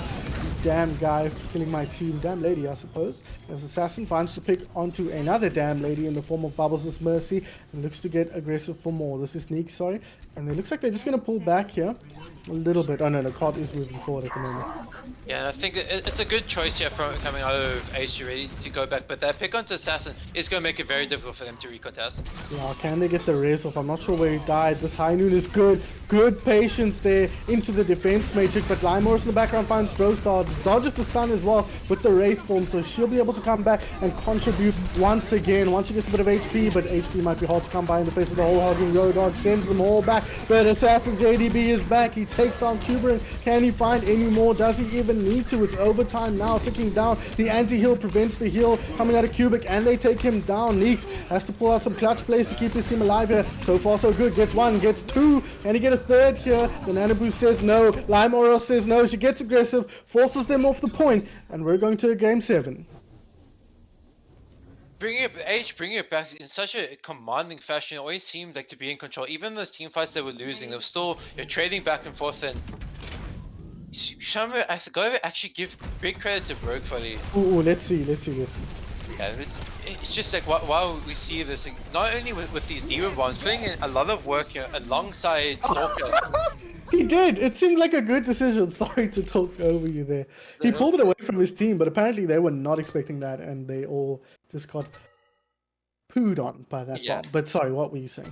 No, it's just it Brokefolly, kind of a bit of a stand-up performance on that map. Time and time again, coming in your clutch with a lot of defense measures, keeping Stalker alive when it seemed impossible, making sure that he was able to get that value, and obviously those Diva bomb kills. I mean, it's just a little bit by Cubic, but the one on third point, that 4K, it just made sure that Rainbow Renegades weren't able to get really any kind of push going on to third point. By the time they had got that payload towards the end, it was overtime. It's that scramble fight now, and then they could come back, use all their ultimates they had. Yes, Assassin died early, but he came back just in time, got that high noon, got the pick, and now moving over to Watchpoint Gibraltar, it's all to play for.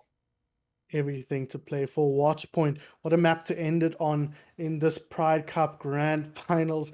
Best of 7. My second full-length best of 7 of the year in the last month or so. But I'm always happy to see good, even Overwatch here. It's not actually best of 7 technically. It's a best of 4. What's the difference, you ask? Good question. I mean, I can kind of explain it a little bit. Basically, essentially, like for first to 4 can contain more than 7 maps a lot of the time. You're basically playing to get 4 maps, so the first team to 4 wins, whereas best of 7 can have something like a 3-2 if there's a couple draws in them. More or less kind of the difference maker. It's something that even myself for the longest time was very confused about, and had to do a little bit of digging to understand why you kind of use these terms. And for Overwatch it makes sense to kind of differentiate them. Yeah, since draws are fairly commonplace here, unlike most esports, very hard, for example, in StarCraft to get a draw. Dota League, almost unheard of, so no need to worry about best of the first 2, but of course, we can draw multiple map types here in Overwatch, so we have to alter things just slightly, but this is a best of 7, first to 4, I don't know. I think it's first to 4, right? Who cares? It doesn't matter. The point is we're going into Watchpoint Gibraltar here, and it's going to be up to Rainbow Renegades now to respond. Aitch looking so strong on that map. What changed since Hanamura, or since Legion Tower, sorry? Yeah, and so far, we've seen Control 2CP going the way of Rainbow Renegades versus Hybrid and Escort going the way of Aitch, and now onto this Escort map. You've got to be feeling good if you're Aitch. You've won these kind of more push-style maps, so maybe going into they're the ones in the driving seat. And yes, there is the potential of that draw, as we've discussed prior, but if there is, I think every single person that's watching this game, that's playing this game, is going to be very surprised at. So ultimately, at the end of the day, this should be our last map in Rainbow Renegades. It's a map that they definitely can bring it back, but are going to be very worried about something like that Farah from Assassin. Potentially that McCree, that he's now flexed over to more of that hit scan. There's the chance of a Widowmaker. So there's a lot that can come into play from both teams. This was a fairly strong Roadhog map, though, for Cubic, in my opinion. You can kind of find a lot of angles. It's very easy to get a position that is hard to assail and easy to find picks from. So some advantages for both teams here, but that Farah pick absolutely stands out for me as something that could be extremely oppressive here on all 3 points. Yeah, I mean, once you get to that third point, especially, like second point, sometimes can be a bit difficult if you're not really in control, especially on the defenders or even attacker side. Going through that smaller choke point as a Farah, if there's a McCree and Ash or Widowmaker sitting up on that high ground, even the Hanzo or an enemy Farah can be so difficult to pass through. So it's going to be very dependent. We see H on the defense first, most likely. So, they're the ones who kind of set the tempo in regard to the defense. If they can get a really strong defense here, then it's going to make Rainbow Renegades, like we saw on Rialto, make them question a little bit of what they want to be doing. Yeah, and it puts them under pressure. You can't make any mistakes if you've only got first and a bit to defend. So that could end up being key. Here's Aitch to defend first, as you say.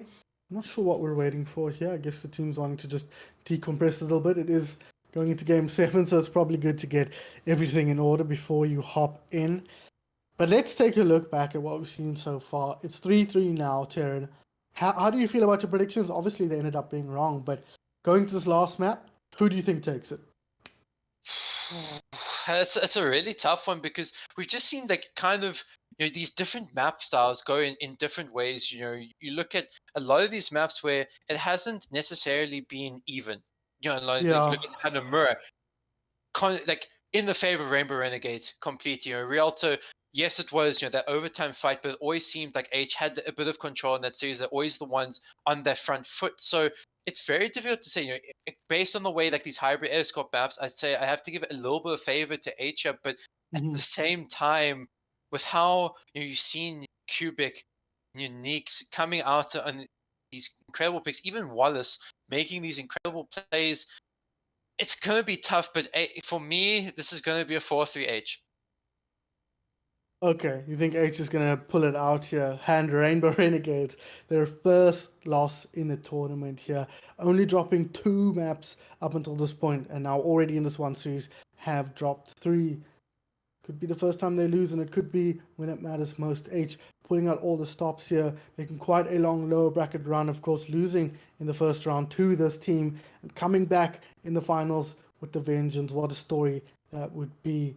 What a story it would be for Assassin. I mean, I just can't stop talking about this guy. He's really come into his own here, as he did in Talent Cup 2019, I think it was, where he burst onto the scene, and Odyssey ended up picking him up, or he's already on Odyssey before that. But if I'm Enigma Blur, I know you in chat, bro. You got to get this guy to unretire and join your team, because he'll be a serious addition to that Enigma squad and any top squad that you're looking on. But talking about players bursting onto the scene, anybody you've seen throughout this tournament, since we've watched many, many games, anyone you've seen that's new that's kind of bursted onto the scene? I mean, you've got to say Nick's 100% Yeah. showing up big time here. But obviously, Selfless.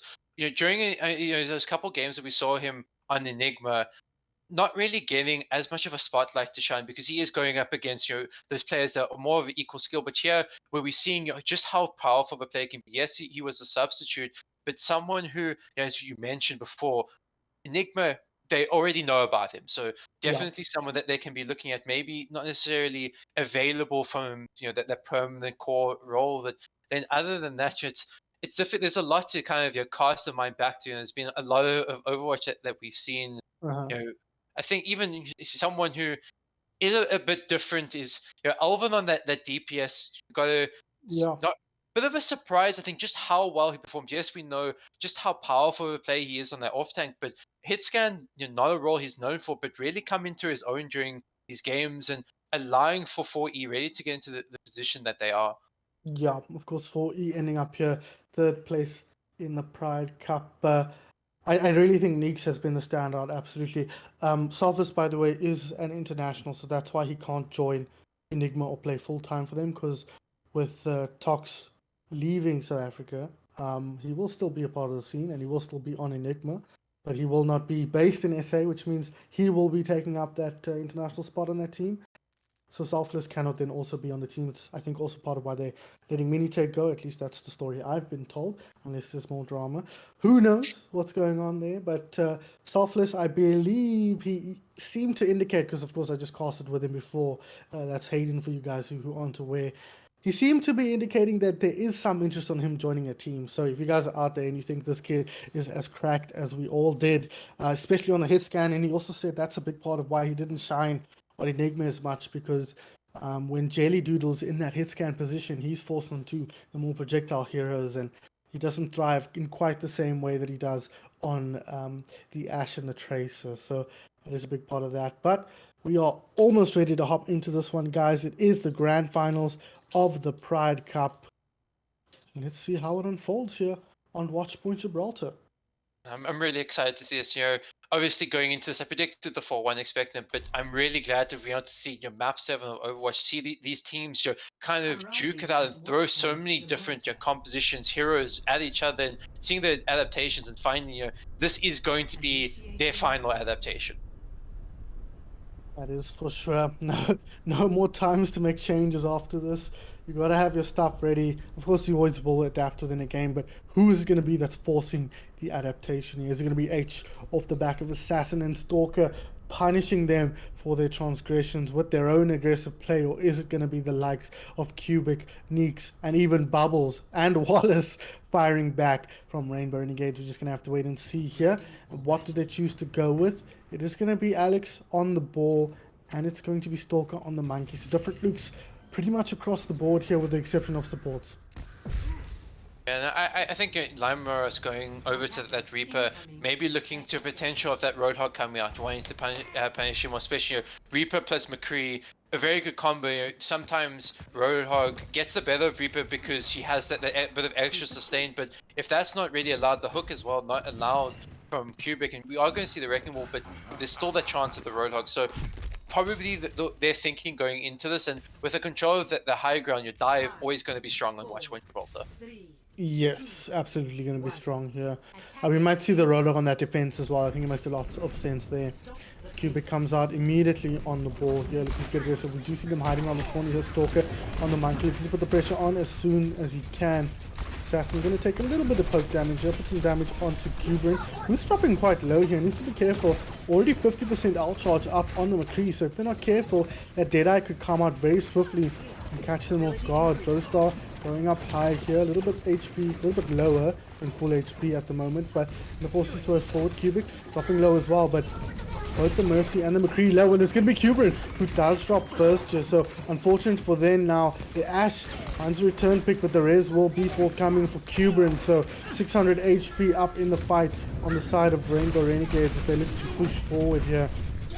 So to find anything to see, quite a slow team fight at the moment, not really anyone wanting to put their neck out, stick their neck up, but Wallace, he gets that pick onto the Mercy. No res coming out. Cubic now with space to work, low HP, it won't be tracked down just yet as the team comes forward. Assassin now drops the card almost at the end. They've done such a good job of keeping this card moving forward here on Watch Gibraltar, but they have not found the kill, but this might be the end. The mine over the top here, Broke drops down straight onto a mine, gonna get the kill onto the Cuban's neck here, but Stalker going down in the front line might spell the end of this team fight. Yami maybe pops the Valkyrie here, just gonna look to put the damage here on her team, or at least keep them alive and help them do damage. Gonna go for the strays around the corner, gets Lime or up. Could that be key here? 73%. If he gets the Death Blossom, that could be huge, but they're losing players left, right, and center on the side of Aitch now as Brokefolly drops as well. Mana Boost ready for Wallace here. Can he find value with that? Cuban getting picks left, right, and center now. Both tanks contributing to the team fight. The point inching ever closer. Stalker looks to chase down Wallace, doesn't get him. Bubbles with a few squats there just to make sure he knows what's what.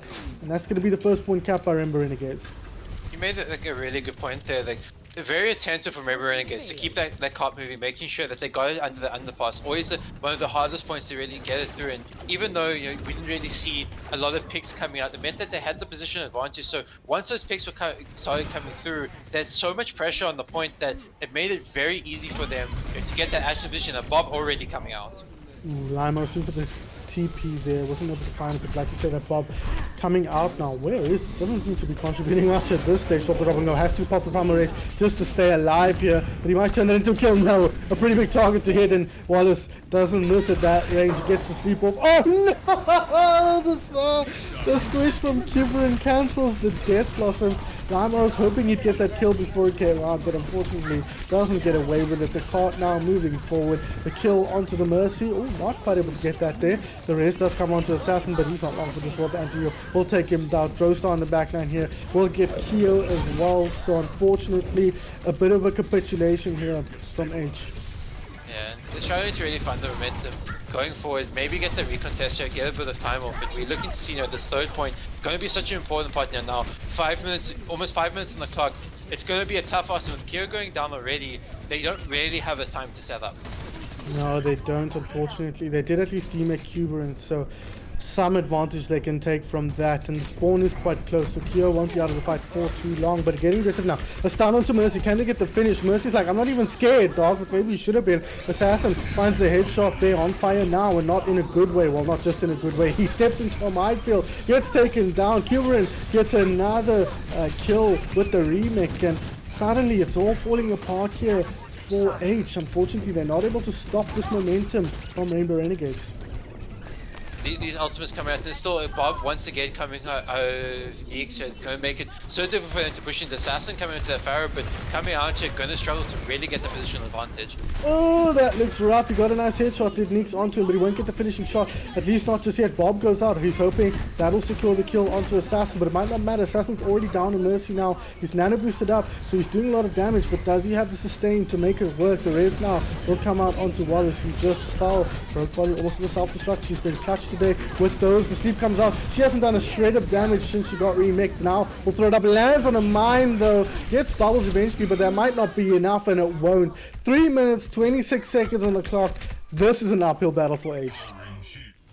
All that momentum just completely gone. You know, in the escort map we saw from Rialto, it's just completely turned on its head. You know, 3 minutes 26, watch on Gibraltar. It's not really the fastest time, but when you look at, I think, like San Francisco Shock on these maps, probably capping with about 3 minutes 53 in the bank. So, you know, being able to kind of match that, really impressive showing from Rainbow Renegades. You're coming into this last map, questioning how well they're going to push, and you're setting the tempo, making it almost impossible, you know, to cap with a better time. Yeah, it does feel that way, right? But it is escort, as we mentioned, so you don't necessarily need to get a better time. If you can just hook up a much better defense the second time round, or a much better attack the second time round, and get a long overtime push. But you never want to be down in time, and it's almost a certainty that they will be after the end of their own attack. But let's see if they can now flip the momentum on its head and get the picks they need to and force their way through to a third point. But Assassin's going to try and do it here on the Widowmaker and Lime on the Genji. What are your thoughts on those two heroes specifically? I think it definitely, for Lime, especially here, for her, this is more of a comfort pick. We've seen her bring out quite often, something that maybe now you kind of fall back on, whereas Assassin, Widowmaker hasn't really been seen so far, but on this point can really open the point, especially against that Ashe. Get that opening pick and make a big difference. Very feast or famine though, Terran. That's my only concern. Will Assassin feast, or will he famine? That doesn't quite work like I wanted it to. But anyways, here on the loser, just needed to do another Wallace impression. We've been seeing Yummy maybe play that actually, but he needs to be on the Mercy, or she rather. At least that's the interpretation, but they've lost already, I think, one healer, and Assassin's gone down, so not looking good for them. Wallace not able to keep Cuberin up and healthy there, at least not in the mech, so they will get rid of that Diva mech. And now we'll just back up a little bit here, feeling like they can't stick around. Yeah, and Assassin switching onto the Tracer from the work game, feeling maybe going for that against Cubic on this wrecking ball is going to be very difficult to find the time really to get those picks. So now working with Sork and try and get the picks into the back line. Ooh, that was close. Neeks just barely escaped with his life, and in fact will turn that around into a kill onto Stalker with the help of Joestar, trying to track down Assassin. JDB taking damage from all over. Where do you look? Not quite sure. We'll find an opportunity to put the damage now onto Brokefolly. Constantly being peppered here from the high ground. Assassin making a ton of space for his team, but eventually Neeks over the top there, slams him down with a headshot from the coach gun, or the Viper, or whatever that gun's called. As now getting forced back here is Aitch. Keo and his team gonna have to beat a hasty retreat. And in this kind of position, this is the point where you want to hold the first when your cards kind of go into the underpass, but you have to push through this high ground once again. You've got control of that if you're a Rainbow Renegades, and with this Ashe, the Echo pumping in so much damage, it's going to make going through these small little choke points a bit difficult. So there is that blade, no nano, so it's going to be difficult to really go into the battle. I'll at least have the Mercy though. He's going to try and track down Neeks here. He finds him, but he's getting crowd control very effectively here by Rainbow Renegades. Great work from them on a team level, prevent him from getting any kills, but he might just have made enough space, taken enough focus to get the kills. Oh, Valkyrie pop there, gets taken down, does technically force out the Primal Rage there, as Stalker didn't want to take the risk of that res coming off. We'll jump back in now, can clear some mines as well for his team and allow them to push forward, but Brokefolly will not be able to extricate herself from the minefield. They get Cuberin out there. Can they clean up the kills? But Assassin outside spawn takes bubbles. Oh no, Neeks coming out of spawn with a cheeky headshot, puts Assassin in his place and allows the team of Rainbow Renegades to force their way forward. They forced out the ultimate there, the sound barrier, and can they force out more? Will they even need to? They'll send them packing once again. Rainbow Renegades looking unstoppable here on Watchpoint Gibraltar. The blade buying, as you mentioned, buying a lot of space, getting those picks eventually through other means, but it just didn't seem to be enough. They invested so many resources getting those kills. You know, the mines on point made it impossible for them to push payloads, and as soon as they tried to get on the mines, doing so much damage, helping getting those picks, and I mean, Cubic already building up to a second mines, a duplicate, going to be so difficult to push into it. Very difficult indeed now. The mines do come down over the top here. Duplicate as well, as you thought might come out.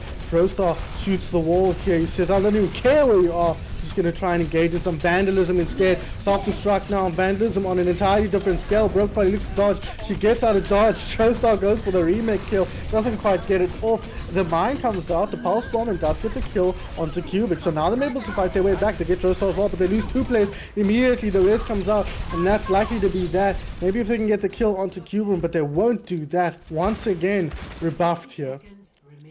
This is just completely dominant from Rainbow Renegades. You're rebuffing every single time that Aitch get any kind of advantage. They get these picks, but straight away, you replied, we saw Joestar, Cubic going down, but immediately so did Yummy Baby and Stalker on that mid tank.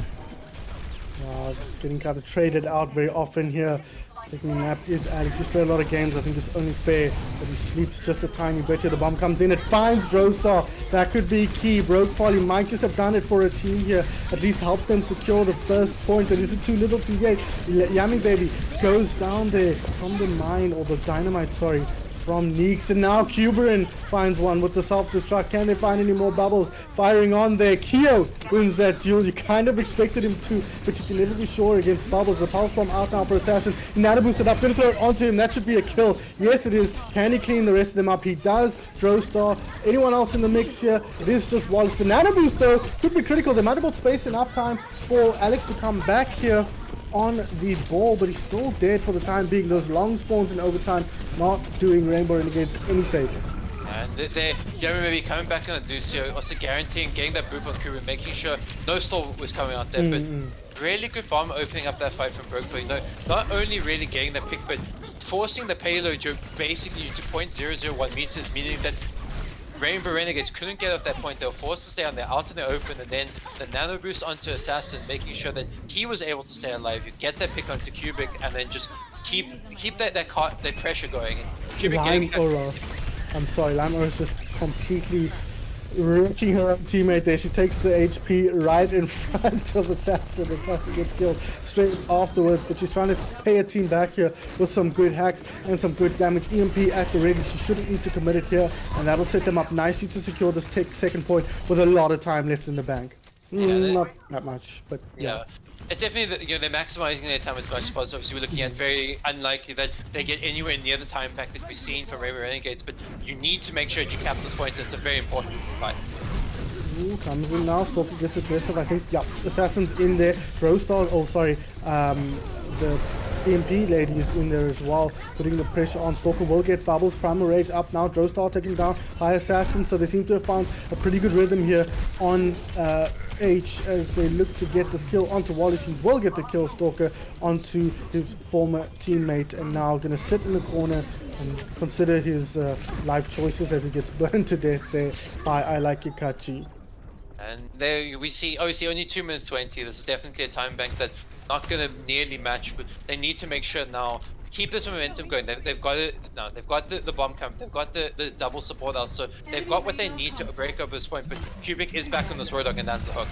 Oh, does, but he gets hacked up. Is he going to get picked off? Stalker wants to secure it. The anti-heal comes through onto Wallace, and they do get that kill. Stalker committing as well with the nano boost at his back to try and get that kill onto Cubic. That is the key. They lose Lime Oros though, so EMP will take a little bit longer to get built, but they are moving this fast forward. Cubic has his ultimate here. Probably going to need to use a 2 mech. I think waiting to throw it out, does so now. This could be big, could be huge in fact, and just gets Yummy Baby, but that might be perfect, but no, gets traded out here. Drostar says, don't worry boy, I got your back. I'll do my own Diva impression here as he looks to throw his own self-destruct, but a great hack prevents it from coming out. So Good work from Lime Oros coming in clutch for his team as the blue squad pushes forward here. Aitch trying to win this one out, trying to grind out this long team fight victory. A nano boosted Angry Monkey, not always the best synergy, but he wants to just get in there, do damage, take damage. No, not nano boosted, apparently that's just the effect that goes on when you're Primal Rage. I clearly do not play a lot of Winston, but who does? It's Stalker, and he's now looking to track down the Roadhog. Not going to find him just yet though. Long drawn fight. Did he get that stick? He absolutely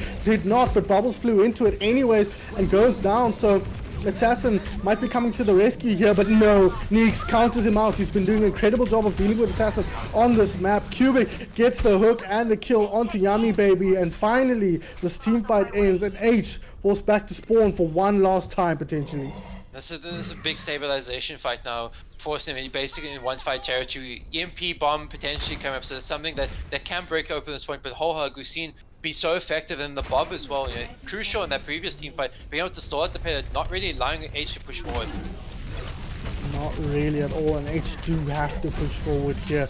21 seconds, 20 on the clock. Whole Hog, not good for Aitch, forcing them back. Self-destruct, having to be popped, I think, just to remake. The hack comes out to cancel the Whole Hog, but it's not going to be enough. Lime Oros goes down. Assassin comes in and picks up the kill, but 3 players already dropping on the side of Aitch. Bob putting Brokefolly under pressure, takes her out of the mech. It's looking pretty dire here for our blue squad. Rainbow Renegades may just have done it.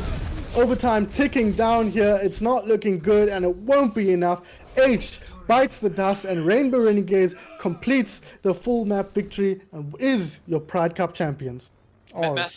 Massive credit gotta go to them. They put against the wall so many times in the series, kept fighting back, kept finding ways to kind of force Aitch back in. You just saw that they slowly bled them out. Yes, obviously first point, the second point wasn't ideal. They didn't really end up winning a fight, but making sure that on first point was such a good hold, they didn't have that time to really regroup, have these kind of 3 or 4 team fights on third point. By that point, it was already overtime, and that Whole Hog from Cubic coming in clutch right at the end there, forcing Brokefolly into position she didn't want to be for that Diva bomb. EMP was pretty big, but bomb caught behind the wall, doing nothing, and ultimately, in the end, it's just Rainbow Renegades finding that edge.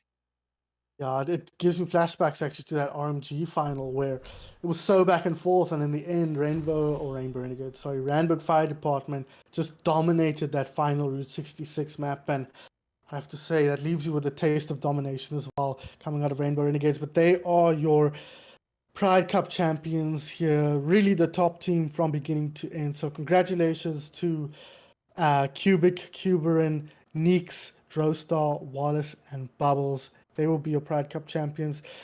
And well played to the defenders here, or the challengers, I suppose, in the form of Aitch, Stalker, Brokefolly, Assassin, JDB, Lime, Oros, Keo, and Yummy Baby. We'll take that silver medal if we were giving out medals. But guys, that is it. Finally, we have come through. Rainbow Renegades, your champions. TerranLord and I are tired as hell, but excited to bring it to you. And what a series to end it on. Before I let you go, TerranLord, for the final time, you got to give me your player of the match, your player of the tournament, and your rookie of the tournament. So you just talk for like 5 minutes. I think player of the match this time, usually when we've been seeing Rainbow Renegades as being Cubic, but this, I think it's got to go to Neeks here. Yeah, a lot of the absolutely. time coming in clutch, where throughout the series, he's been the one, you're bringing out these really important plays. Obviously, Cubic, you can't say, he hasn't been around you. He's been coming up with these important plays, but not as much so as Neeks. But in saying that, player of the tournament then has to go to Cubic. Throughout this entire tournament, he has been the one standing. Obviously, Neeks hasn't been around as much. He needed to be subbed out a couple of times. Cubic, ever present. Even when he's not necessarily getting those kills, putting a lot of pressure onto the enemy team and making their lives incredibly difficult. And rookie of the tournament, then it has to go to Neeks, I guess. Neeks, in a way. He just, when he has played, put out such incredible performances, made even Assassin sometimes look not like he knows what he's doing. A few times in that final map, picking him off on that tracer, not allowing Assassin that space, and he was instrumental in that last map, especially in making sure that they get over the line.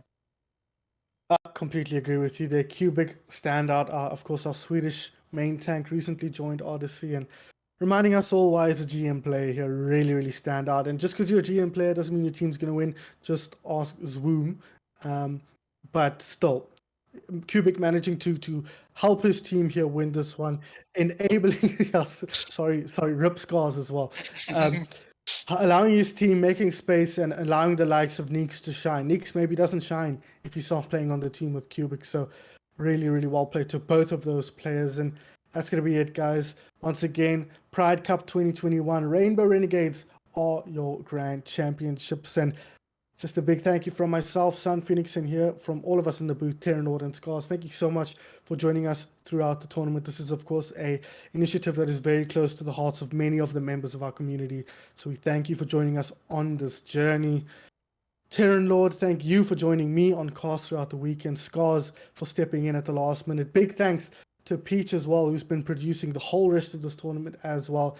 And thanks to all of those who streamed their perspectives as well, Skarzz, Yami Baby, Trizzle, and Grant throughout the tournament and giving their own perspectives and views on the matches so far. So thanks so much, guys. Thanks to all the admins of Cowsers who put this together. Feels a bit weird thanking what amounts to myself as well. But anyways, I didn't do the most here. It was really up to the likes of Vertigo, Blur, and everyone else. I couldn't name them all, but they really put in a lot into work into making this tournament happen. So please, guys, give your love to the admins who made this possible, the casters, the producers, and thanks so much to all the players who took part as well. Really a huge success this tournament, and I think we got the grand finals to set it all up. Okay, well, Terran, that's it from us. Get you to pimp yourself one more time. Where can we find you on the internet before I let you go? You can find me on Twitter at TerranLord and on Twitch at twitch.tv/Lord of Terrans.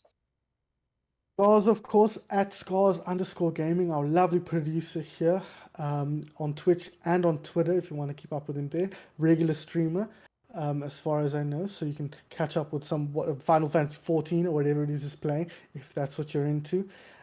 Peach as well, our other producer, created this production pack, also did a lot of back-end work alongside Skarzz for some of the tools we use. So big thanks to him at ThePeachZA on Twitch and Twitter. Of course, big thanks to Hayden as well for stepping into cast, and Paragon. You guys can cast your mind back to Talent Cup 2019. That was a me and Paragon joint. We used to cast together back then, before we had dedicated producers even. So nice surprise to see him back in the casters booth, and thanks so much to SwingLifeAway for casting that.